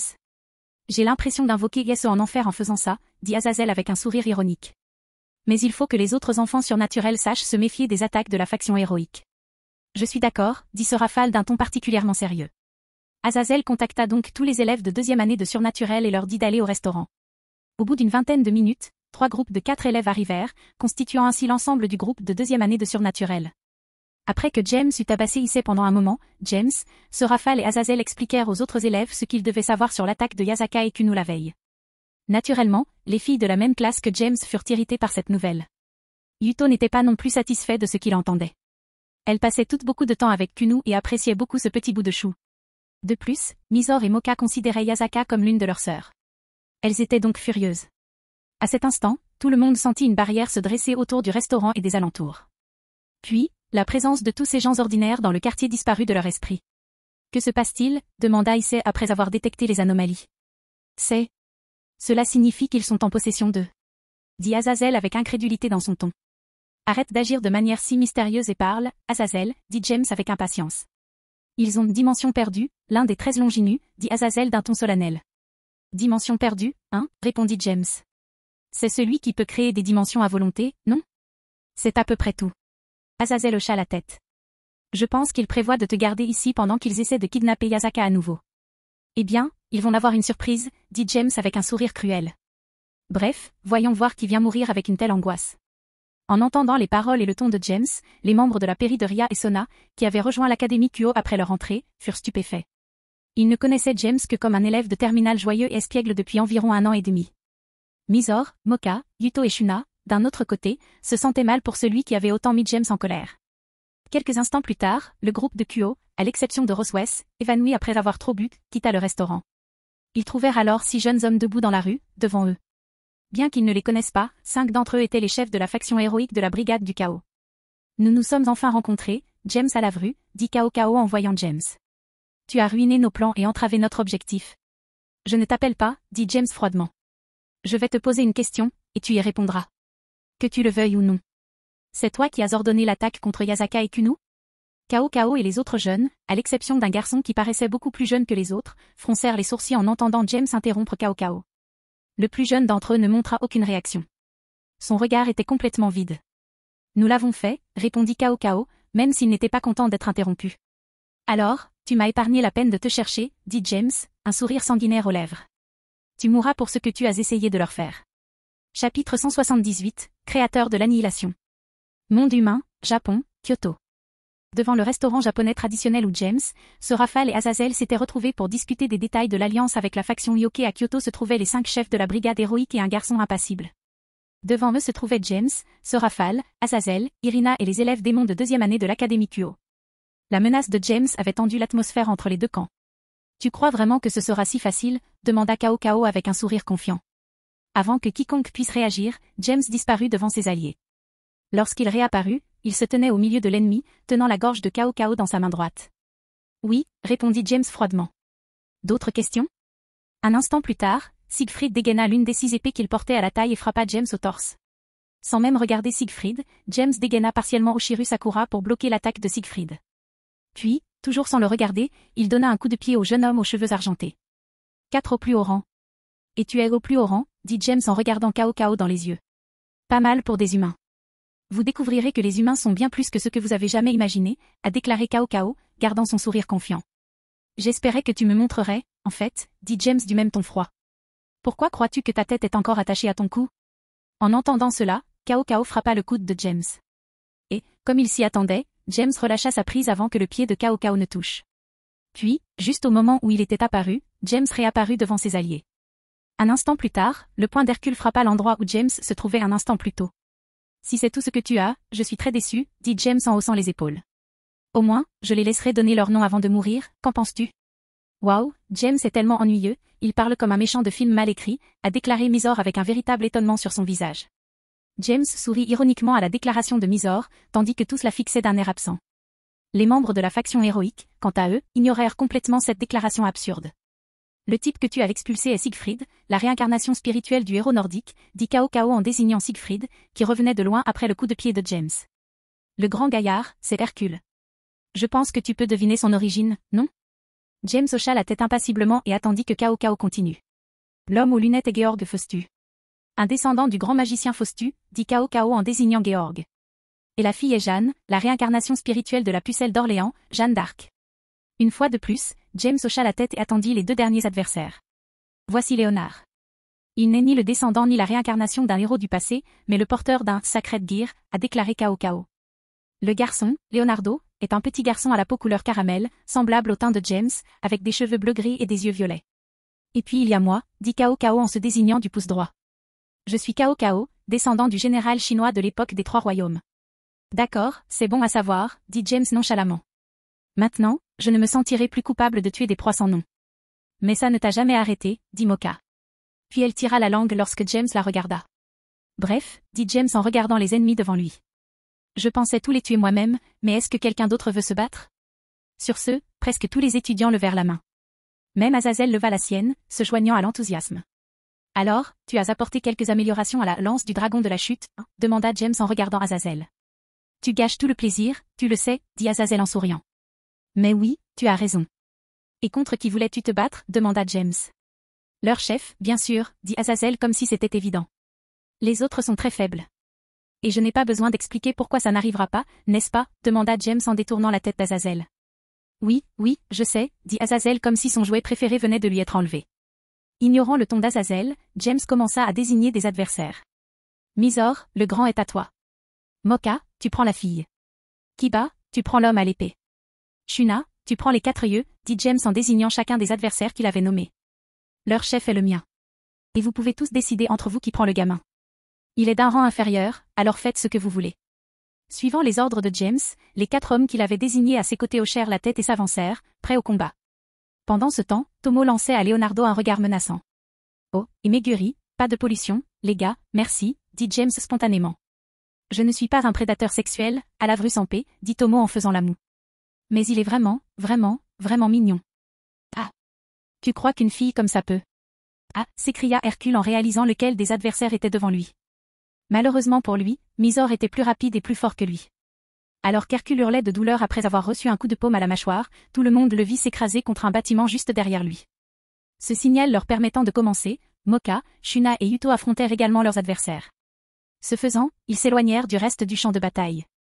Eh bien, commençons, dit James en courant vers Cao Cao, la main posée sur le poignet d'Oshiru Sakura. En réponse à l'attaque de James, Cao Cao matérialisa une lance avec une lame de lumière vive. James. Fais attention avec cette lance, s'écria soudain Azazel en voyant la lance dans les mains de Cao Cao. Ce gamin est le porteur du vrai Longinu. Après avoir entendu les paroles d'Azazel, tout le monde fut surpris.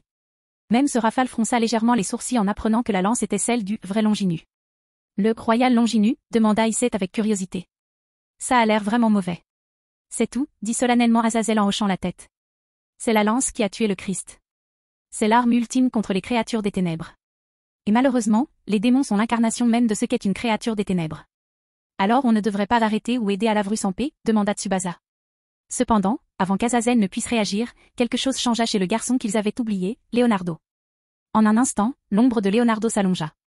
Puis, de cette ombre plus grande, des monstres surgirent les uns après les autres.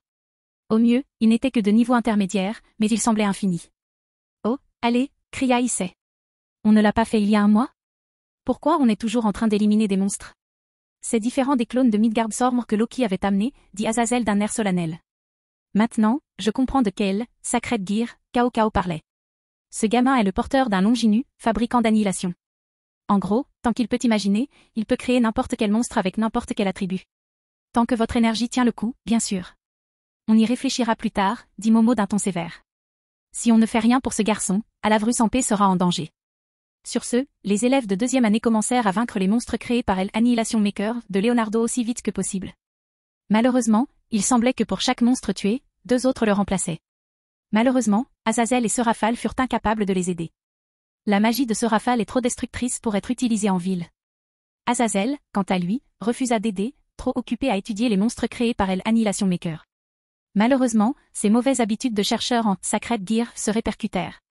Ainsi, pendant les minutes qui suivirent, les adolescents combattirent sans relâche des hordes de monstres. Malheureusement, leur rythme de destruction était bien inférieur à celui de leur génération. Au final, ils se retrouvèrent désavantagés, repoussés. Zut! Ils ne sont même pas si forts que ça, dit Issei en retenant plusieurs monstres grâce à sa manipulation des ombres. Ils sont vraiment trop nombreux. Si tu as le temps de te plaindre, profitant pour en tuer davantage, dit Xenovia en détruisant plusieurs monstres simultanément. Au bout d'une minute, les étudiants étaient acculés. La situation était si critique que Seraphal commençait à préparer un sort pour mettre fin au combat, quelles qu'en soient les conséquences. Cependant, avant qu'elle puisse lancer son sort, un changement se produisit sur le champ de bataille. Qu'est-ce que c'est que tout ce bruit? Cria une voix ivre depuis l'intérieur du restaurant japonais traditionnel. Lorsque Seraphal, Azazel et les étudiants entendirent cette voix, ils pensèrent tous la même chose. Oh, oui, elle était là aussi. Ils pensèrent tous en même temps. Est-ce trop demandé que de vouloir un peu de calme? Demanda Roswes en quittant le restaurant, ivre morte. Ouf. Il fait très clair ici. Remarquant que le bruit ne diminuait pas après son cri, Roswes plissa les yeux et regarda le champ de bataille.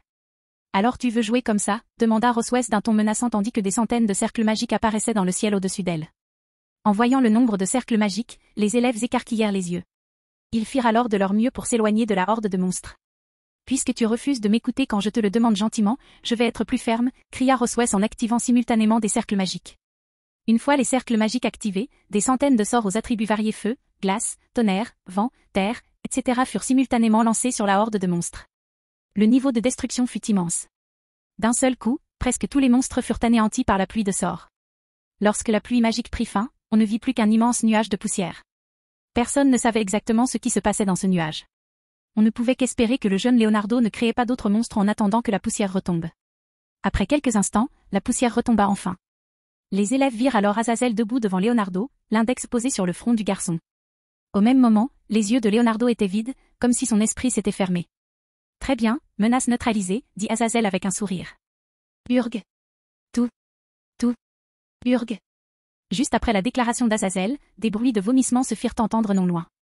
Lorsque tout le monde se retourna, Roswes s'était penché sur une poubelle près de l'entrée du restaurant, en train de vomir le contenu de son estomac. Tandis qu'elle vomissait, Seraphal se tenait à côté d'elle, lui écartant les cheveux du visage et lui tapotant le dos. Ce n'est pas la meilleure façon de terminer un combat, n'est-ce pas? Demanda distraitement Issei après avoir vu ce spectacle. En réponse, le reste des étudiants ne pouvait que hocher la tête.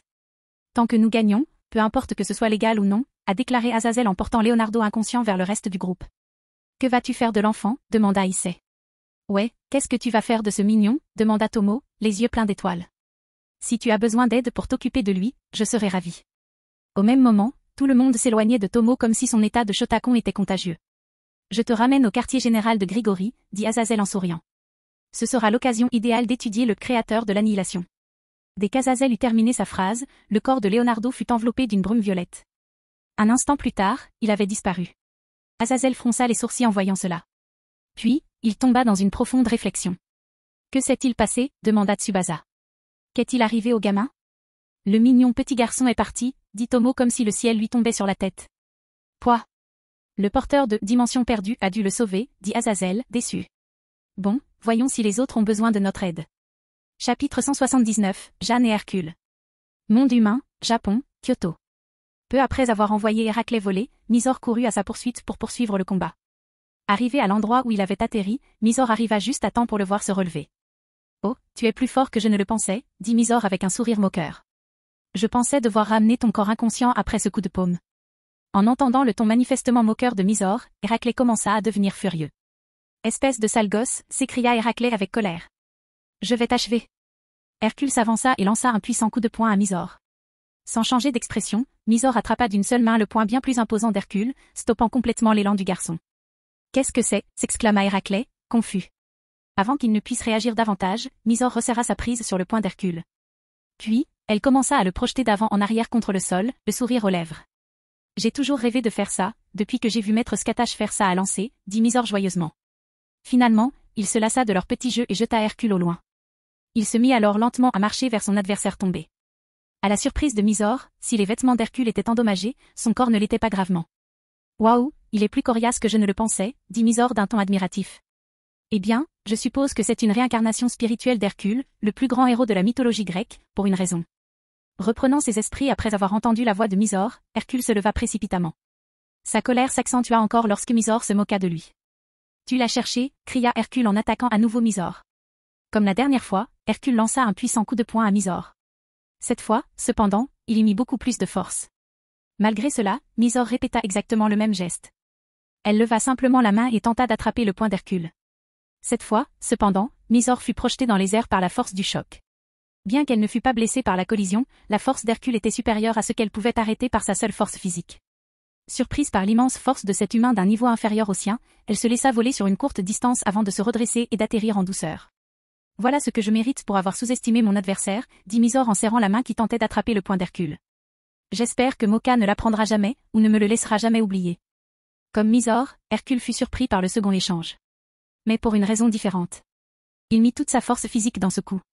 Il s'attendait à voir la jeune fille se faire écraser et devenir méconnaissable. C'est quoi cette expression stupide, demanda Mysore en s'approchant d'Hercule. Tu ne sens pas la différence de puissance? Sérieusement, tu n'es qu'un individu de rang moyen haut et on attend de toi que tu tues un être de rang inférieur d'un seul coup? Au lieu de riposter, Hercule adopta une nouvelle posture de combat et attaqua de nouveau Mysore. Et comme la dernière fois, il la frappa de nouveau. Cette fois, Mysore décida de ne pas affronter son attaque de front. Elle se baissa sous le cou, transforma ses doigts en griffes et fit courir ses deux mains sur le torse d'Hercule. À sa grande surprise, Hercule para le cou et pencha le haut de son corps pour éviter l'attaque de Mysore. Cependant, loin d'être surprise, Mysore se rapprocha encore plus et inversa la direction de ses coups de griffes, déchirant les vêtements d'Hercule et laissant des lacérations superficielles sur sa poitrine et son abdomen. Insensible à ses blessures mineures, Hercule leva la jambe droite pour tenter de frapper Mysore avec son genou. Une fois de plus, Mysore esquiva, reculant d'un pas, et enfonça ses doigts dans un amas de nerfs juste au-dessus du genou, sur la cuisse droite d'Hercule, avant qu'il ne puisse retirer sa jambe. Malheureusement, Mysore n'a pas pu attaquer avec suffisamment de force pour faire rater Hercule, et elle a été obligée de faire un salto arrière pour éviter le backslam qui a suivi le coup de genou. Waouh, c'est comme foncer dans un mur, se plaignit Mysore. En plus, il est rapide. Bien plus rapide que sa taille ne le laisse penser. Dès qu'elle eut fini de se parler, Hercule la rejoignit, balançant sa jambe gauche au-dessus de sa tête. Une fois de plus, Mysore fut contrainte d'esquiver. Elle évita ainsi les attaques habiles d'Hercule tout en contre-attaquant à main nue. Cependant, elle fut finalement contrainte de bloquer une attaque d'Hercule. Boum! Alors que le poing d'Hercule heurtait les bras croisés de Mysore, une explosion se produisit au point d'impact, projetant Mysore dans les airs. Une fois de plus, Mysore se redressa après avoir laissé son corps s'éloigner d'Hercule sur une courte distance. Et comme la dernière fois, Hercule fut surpris du peu de dégâts subis par Mysore, même après avoir utilisé son Sacred Gear. Voilà, s'exclama Mysore en agitant les bras. Ça fait tellement mal. Et regarde, tu as déchiré mon uniforme. Cette fois, Hercule ne se contenta pas de retourner au combat. Il était complètement désemparé. Comment vas-tu encore bien après avoir subi une explosion variante de détonation, demanda Hercule d'un ton confus. Parce que je suis plus fort que toi, bien sûr, dit Mysore en souriant. Si ce combat a duré si longtemps, c'est uniquement parce que je voulais voir ce qu'était ton Sacred Gear. Et maintenant que c'est fait, nous pouvons mettre un terme à tout ça. Lorsque Mysore eut terminé, la glace recouvrit ses deux mains, prenant la forme de griffes. Puis, elle attaqua Hercule comme elle l'avait fait à maintes reprises. Au lieu d'attendre l'attaque de Mysore, Hercule lui donna un coup de pied. Mysore s'agenouilla pour éviter le coup. Aussitôt, elle créa un chemin de glace sous elle. Utilisant cette glace, elle se glissa sous la jambe levée d'Hercule et frappa sa jambe d'appui de ses griffes de glace. Puis, elle passa devant lui. Ne ressentant aucune douleur, Hercule baissa sa jambe et se retourna. Cependant, en se retournant, il eut l'impression de ne plus pouvoir bouger sa jambe légèrement sectionnée. Lorsqu'il baissa les yeux, des morceaux de glace se formèrent à partir des griffures laissées par Mysore. Cependant, avant qu'il ne puisse trouver comment faire fondre la glace, Mysore l'attaqua de nouveau. Cette fois, elle glissa vers lui comme sur de la glace. Alors qu'il approchait, Mysore se baissa pour lui asséner un nouveau coup. Elle fit alors courir ses griffes le long de l'avant-bras d'Hercule, le rendant inutilisable jusqu'à ce qu'elle parvienne à faire fondre la glace. Mysore continua donc de frapper Hercule de ses griffes de glace jusqu'à ce qu'il soit trop froid pour bouger. Pour mettre fin au combat, elle plaça ses paumes sur son torse et canalisa une partie de son énergie glaciale dans son corps, abaissant sa température corporelle jusqu'à ce qu'il perde connaissance. Dès qu'Hercule perdit connaissance, Mizor fit fondre toute la glace qui recouvrait son corps. Il n'était pas encore temps pour lui de mourir. Il pourrait peut-être obtenir des informations de lui. Cependant, tous leurs plans furent vains. Dès que la glace fondit, Hercule fut enveloppé d'une brume violette. Puis il disparut de là où il se trouvait. Zut! Il s'est enfui, hurla Mizor, agacé. Ça t'est arrivé aussi, hein? Demanda Moka en s'approchant de Mizor depuis son propre champ de bataille. Ça m'est arrivé aussi, demanda Mizor. J'imagine que le tien s'est enfui aussi. Oui, répondit Moka en hochant la tête. Au même moment où Mizor envoyait Hercule voler d'un coup de paume, Moka attaquait Jeanne, qui s'empressa de fuir. Moka comprit qu'elle n'avait aucune intention de fuir. Elle cherchait plutôt un champ de bataille. Moka n'y voyait aucun inconvénient, après tout, elle ne voulait pas que son combat soit interrompu par des tirs perdus lors d'un autre combat. Après avoir couru pendant environ 1 minute, Jeanne s'est arrêtée dans une rue vide et s'est retournée. Ça devrait suffire, qu'en penses-tu, Silver-chan? Demanda Jeanne tandis que Moka s'approchait pour un combat au corps à corps. Silver-chan, demanda Moka. Ne me dis pas que tu fais partie de ces gens qui se montrent trop familiers avec tout le monde. Jeanne pencha simplement la tête en réponse, elle ne voyait pas ce qui n'allait pas avec ça. Peu importe, faisons-le vite, dit Moka en adoptant une position de Muay Thai. Lorsque Moka prit position, ses mains, ses poignets, ses avant-bras, ses pieds, ses chevilles et ses tibias étaient couverts de gantelets d'argent et de tristesse. Puis elle attaqua Jeanne. Jeanne, de son côté, invoqua une épée qui la mit mal à l'aise. Une épée sacrée, dit Moka sans ralentir. Ça devrait rendre la chose intéressante.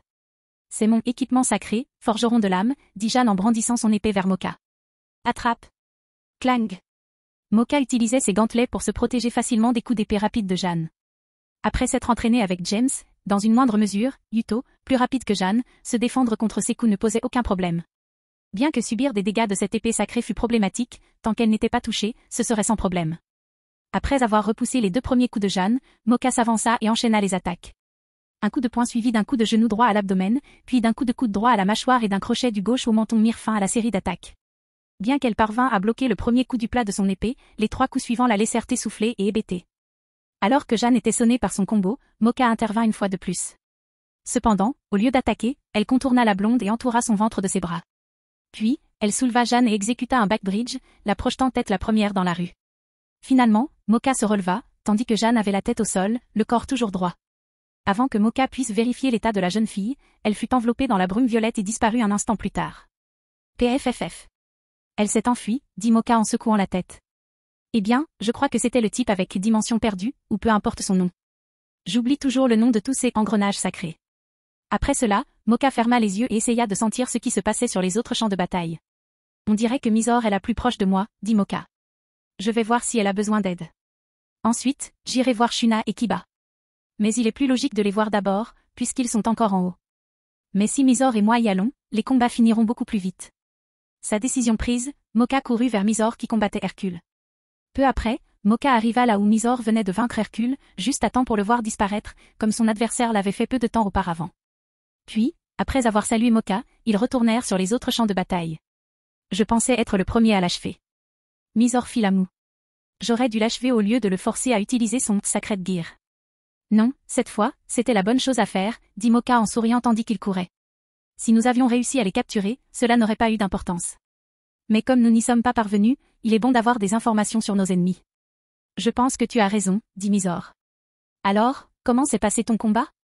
Rien de spécial, répondit Moka. Elle utilisait une épée. J'admets que c'était une épée sacrée, mais c'était quand même une épée. Et elle n'était rien comparée à un monstre comme James, que je combats depuis des années. Elle était très lente. Tu as eu de la chance, gémit Mizor. Ce grand gaillard était un bon combattant au corps à corps, doté d'une résistance incroyable. Et son Sacred Gear faisait exploser ses coups à l'impact. Regardez l'effet qu'il a fait à mon uniforme. Quand elle eut fini, Mizor leva les bras où l'on pouvait voir les manches déchirées et brûlées de son uniforme. Ne t'inquiète pas, répondit Moka. Quand on aura fini, on pourra demander à Momo ou à Roswes Sensei de nous aider à régler ça. Je sais, mais quand même, gémit Mizor. Alors, Mizor et Moka se sont approchés du prochain champ de bataille pour offrir leur aide si nécessaire. Chapitre 180, sous-espèce 2 fois critique. Monde humain, Japon, Kyoto. Avec son Sacred Gear et sa dimension perdue, Georg fut le premier à se démarquer des autres combattants. Peu après son apparition sur son champ de bataille préféré, Shuna arriva, couverte de Tuki. As-tu choisi un combattant au corps à corps pour m'affronter? Demanda Georg en ajustant ses lunettes. Penser que je puisse être vaincu à bout portant est absurde. Tu verras que je n'ai rien à voir avec un mage ordinaire. À peine avait-il prononcé ces mots qu'une boule de feu rouge s'ensiffla près de la joue de Georg. Voyant cela, ses yeux s'écarquillèrent et ses pupilles se contractèrent un instant. Tu dis n'importe quoi, dit calmement Shuna. Je pense que juger un livre à sa couverture et sous-estimer son adversaire est le comble de la bêtise. Après que Shuna eut parlé, l'expression de Georg reprit son expression normale. Puis, sans rien dire, de nombreux cercles magiques apparurent derrière lui. Il en généra encore plus que Roswes, ivre, face au monstre Annihilation Maker. Cependant, la véritable différence entre ces deux représentations résidait dans la diversité des systèmes magiques représentés par ces cercles magiques derrière Georg. Tandis que tous les cercles magiques de Roswes provenaient du système runique nordique. L'expression de Shuna resta inchangée après avoir vu ce spectacle. Au lieu de créer des sorts de Yujutsu pour contrer chacun des sorts dirigés contre elle, elle attendit que Georg active ses cercles magiques. Et elle n'eut pas à attendre longtemps. Georg lança des centaines de sorts aux attributs variés. Shuna analysa rapidement quels sorts la toucheraient directement et lesquels elle pouvait ignorer. Puis, elle créa rapidement suffisamment de sorts pour contrer ceux qui la blesseraient directement. Quant aux ondes de choc et aux dégâts de zone, elle laissa Tuki la défendre contre les forces plus faibles. Naturellement, tous les sorts qui n'ont pas été contrés sont tombés au sol autour de Shuna et ont soulevé une grande quantité de poussière et de débris. Tu es très doué en magie, dit Shuna tandis que le nuage de poussière provoqué par les attaques de Georg se dispersait. Cependant, se concentrer sur une seule discipline peut être bénéfique. Alors que Shuna finissait de parler, une autre boule de feu rouge s'en fut tirée sur Georg. Cette fois, cependant, elle le visait, et non pas légèrement sur le côté. Georg se défendit facilement grâce à une barrière magique. Puis, les deux hommes commencèrent à échanger des sorts à distance. Finalement, Georg arqua un sourcil. C'est à cet instant que Jeanne fut vaincue et plantée tête la première dans le sol. Quelques instants plus tard, son autre sourcil s'arqua. C'est terrible, se dit Georg. Comment Jeanne et Hercule ont-ils pu perdre si vite? Puis, sans dire un mot à son adversaire, Georg disparut dans un nuage de brume violette. Je crois que j'ai gagné, se demanda Shuna, perplexe. Secouant sa confusion, Shuna utilisa son Sanjutsu pour localiser ses camarades. Puis, elle se dirigea rapidement vers le plus proche, Yuto. Au même moment, tandis que Misor terrassait Hercule, Yuto fonçait sur Siegfried. Comme Juana, Siegfried choisissait de se tenir à l'écart des autres combats. Fier épéiste, il ne voulait pas que quiconque se mette en travers de son chemin. Puis, pendant la minute suivante, Yuto poursuivit le jeune homme aux cheveux argentés vers une zone déserte. Lorsqu'ils furent suffisamment éloignés des autres, Siegfried s'arrêta et se tourna vers l'ennemi. Soupir. J'avais vraiment hâte de me battre contre ce type, James, dit Siegfried en posant la main sur l'une des épées à sa ceinture. J'imagine que la chance n'était pas de mon côté aujourd'hui. Criant une simple épée démoniaque dans sa main, Yuto prépara sa position. Tu devrais penser à me frapper d'abord, dit Yuto. Si tu n'y arrives pas, tu n'auras aucune chance contre James sans paix. Oh, et je parle d'une chance strictement liée à l'escrime. S'il se donnait à fond, cette ville disparaîtrait probablement. Cela me rend encore plus curieux, dit Siegfried en tirant son épée, une épée légère comme celle utilisée par les exorcistes de l'église. Tu es exorciste, demanda Yuto en fronçant les sourcils. Maintenant que j'y pense, tu ressembles à quelqu'un que je connais. Ses cheveux blancs et ses yeux rouges me rappellent des souvenirs plutôt désagréables. Oh, tu dois faire référence à ce fou, Fried, dit Siegfried avec un sourire désinvolte. Oui, je suis un terroriste, et même moi, je pense que ce type est fou.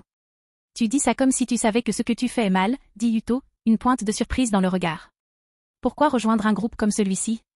Eh bien, la vie à l'église ne m'a pas permis d'améliorer mon escrime comme cette vie, dit Siegfried en souriant. Et une vie où je ne constate aucune amélioration de mon escrime ne vaut pas la peine d'être vécue. Soupir. Tu es aussi fou que Fried, dit Yuto avant de prendre une expression prête au combat. Tu es juste fou d'une autre façon. Sur ce, Yuto chargea en avant avec toute la vitesse qu'il pouvait rassembler avec sa pièce chevalier. Cliquetis. Siegfried, d'une main, bloqua le coup diagonal porté par Yuto avec son épée de lumière. Cependant, il fut surpris par la puissance de l'attaque de Yuto, sans parler du peu de mouvement inutile qu'il y avait dans son action. De ce fait, Siegfried se mit à sourire avec enthousiasme. Oh, ça risque d'être plus amusant que prévu, dit Siegfried en inclinant son épée, faisant glisser celle de Yuto sur la pointe de son épée. Puis, une fois son épée détachée de celle de Yuto, Siegfried porta son propre coup, que Yuto para sans effort. Progressivement, les deux jeunes épéistes commencèrent à gagner en vitesse et en force. À chaque attaque et manœuvre défensive, ils démontraient leur capacité. Ils échangeaient coups, parades et estocs à une vitesse telle que la plupart des êtres de niveau intermédiaire seraient incapables de suivre la trajectoire de l'épée du regard. Après quelques minutes, Siegfried s'éloigna de Yuto. Ce faisant, il regarda son sabre laser. La lumière émise diminua considérablement. Puis, il regarda l'épée de Yuto.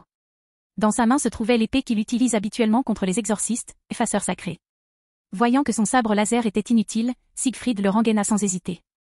Puis, il sortit une autre épée. Voici l'épée de l'empereur démon, grand-mère, dit Siegfried en admirant la lame. L'épée démoniaque la plus puissante du monde.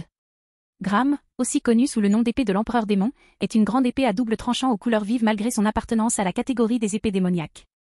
Le pommeau a la forme d'un cône doré auquel est ajouté un triangle. Ce triangle a perdu sa base et son centre à cause du pommeau, et la poignée est colorée d'un mélange de rouge et de violet. La garde est une barre rectangulaire noire, gravée de symboles dorés, avec un X marron au milieu, et une protubérance rouge semi-circulaire de chaque côté. La lame est noire avec un tranchant rouge, mais elle est parfois entourée d'une aura rouge, lui conférant une couleur rouge foncé. La lame est assez longue et, près de sa pointe, elle est courbée vers le haut puis vers l'intérieur. Elle est également percée de 3 trous triangulaires creux situés au milieu, courbés vers le haut. Au bas de la lame se trouve une pièce métallique faisant office de foulon. Elle présente des lignes rouges qui s'agrandissent, mais elle se trouve sur la partie dorée. Le foulon en dessous a la forme d'un rectangle vertical. La différence réside dans le fait que le coin supérieur gauche a été largement amputé, ce qui raccourcit le côté gauche par rapport au côté droit. Plus loin sur la lame se trouve un motif doré, ressemblant à une feuille, composé de 2 rectangles noirs reliés par une ligne, dont la pointe ressort légèrement et rejoint la pointe de la lame. Cette partie de la pointe est composée de 2 carrés noirs modifiés et d'un cercle noir en forme de losange. Comprenant que ces épées démoniaques habituelles ne seraient jamais suffisantes pour rivaliser avec une épée du calibre de grand-mère, Yuto dissipa son épée. Son énergie démoniaque surgit alors. Rupture d'équilibre, l'âme du traître, dit Yuto tandis qu'une épée à double tranchant apparaissait dans sa main. Cette épée occidentale possédait une lame mi-noire, mi-blanche. Ce qui la rendait encore plus étrange que la lame bicolore était le mélange harmonieux d'énergie démoniaque et sacrée. Comprenant qu'ils étaient tous deux près, Yuto et Siegfried avancèrent. Cette fois, cependant, lorsque leurs lames s'entrechoquèrent, Yuto se blessa légèrement. Comme ils continuaient à se battre, l'épée de Yuto se brisa au bout de quelques minutes. Sans se laisser décourager, Yuto créa simplement une autre épée et continua le combat. Le temps passant, Siegfried finit par en dégainer une autre. Et voici Dinslef, l'épée de glace démoniaque, dit Siegfried en dégainant une seconde épée, en plein combat. Voyant une seconde épée brandie vers lui par Siegfried, Yuto créa une seconde épée sacrée du démon dans sa main libre. Imprégnée des propriétés du vent et du feu, elle lui permit de se défendre contre l'épée de glace qui approchait. Le combat continua, Yuto créant continuellement de nouvelles épées à chaque destruction. Donc, même votre style à double usage est assez raffiné. Je dois dire que je suis impressionné, dit Siegfried avec un grand sourire. Je reconnais que tu es doué, dit Yuto en continuant à échanger des coups d'épée. Mais si c'est tout ce que tu as, tu ne pourras jamais atteindre James sans paix. Il n'aurait même pas besoin de dégainer son deuxième sabre. Ah, alors tu as l'habitude de te battre avec 2 épées, hein, dit Siegfried, son sourire s'élargissant. Je parie que tu es étonnamment doué aussi. Mais je parie que tu n'as jamais rien vu de tel 2 fois critique. À la surprise de Yuto, un 3e bras, couvert d'écailles de dragon argenté, émergea du dos de Siegfried et sortit une autre des épées suspendues à sa taille. Le nouveau bras lança alors l'épée qu'il dégainait vers Yuto, qui croisa les 2 épées pour se défendre. Sous l'impact, Yuto glissa en arrière et s'éloigna de Siegfried, qui décida de ne pas le suivre pour le moment. Voici ma sous-espèce, 2 critiques, dit Siegfried en secouant le nouvel appendice. Écoute, normalement, 2 critiques double la puissance de son utilisateur. Mais dans mon cas, il se manifeste par un bras supplémentaire qui contient toute la force de mon être. Oh, et voici Balmain, l'épée démoniaque des tourbillons. Balmain est une longue épée violet foncé, atteignant la moitié de la lame en s'approchant du sommet où elle est argentée, elle a une seule garde croisée, une partie violet clair placée sur la garde croisée s'étendant jusqu'à la couleur violette maximale avec un petit cercle jaune au milieu le faisant ressembler presque à un œil, un point jaune à 2 mains et un vif d'or violet avec des décorations violet clair autour. Après avoir introduit sa nouvelle épée, Siegfried attaqua à nouveau Yuto. Dépassé en nombre par le nombre d'armes, Yuto se retrouva rapidement désavantagé. De plus, les vents violents produits par Balmain rendaient le combat encore plus difficile pour le jeune démon. Alors que Siegfried s'apprêtait à lancer l'attaque qui lui assurera la victoire, Georg apparut à ses côtés dans une brume violette. Siegfried, il faut qu'on y aille maintenant, dit Georg, un peu frénétique. Quoi de neuf, Georg, demanda Siegfried avec un sourire satisfait. Je commençais à m'amuser. Siegfried ne plaisantait pas avec cette dernière déclaration. Sous la pression de Yuto, celui-ci progressa rapidement. Bien qu'il n'ait pas encore atteint le stade où il pourrait vaincre Siegfried, ses compétences s'étaient grandement améliorées en peu de temps. Jeanne et Hercule ont déjà été vaincus, et leurs adversaires, les 2 démons de haut niveau, sont en route, expliqua Georg. Nous devons donc partir immédiatement. Soupir. D'accord, dit Siegfried en rengainant ses 3 épées. Puis, son 3e bras se rétracta dans son dos. Dis, comment t'appelles-tu, gamin? Kiba Yuto, dit Yuto en respirant bruyamment. Eh bien, je m'en souviendrai, dit Siegfried avec un sourire frivole. J'espère que tu seras encore meilleur avec tes épées et que nous nous battrons à nouveau. Puis Siegfried disparut avec Georg dans un autre nuage de brume violette. Environ 1 minute plus tard, Mysore et Moka arrivèrent. Je pense que celui qui contrôle Dimension perdue est arrivé avant nous, dit Mysore en regardant autour de lui. Ça va, Yuto, demanda Moka tandis qu'il s'approchait. Ouais, juste un peu fatigué, dit Yuto. Je suis désolé de dire ça, mais il faut qu'on se dépêche d'aller voir James, dit Mocha. Ils se retrouveront probablement là-bas. Ok, dirent Mizor et Yuto. Le groupe de 3 se précipita alors vers James qui combattait Cao Cao. En chemin, ils rencontrèrent Shuna, qui semblait en bonne santé et indemne. Les 4 jeunes démons se précipitèrent alors pour l'aider là où ils le pouvaient. Fin de la vidéo, abonnez-vous à la chaîne pour nous encourager, merci beaucoup.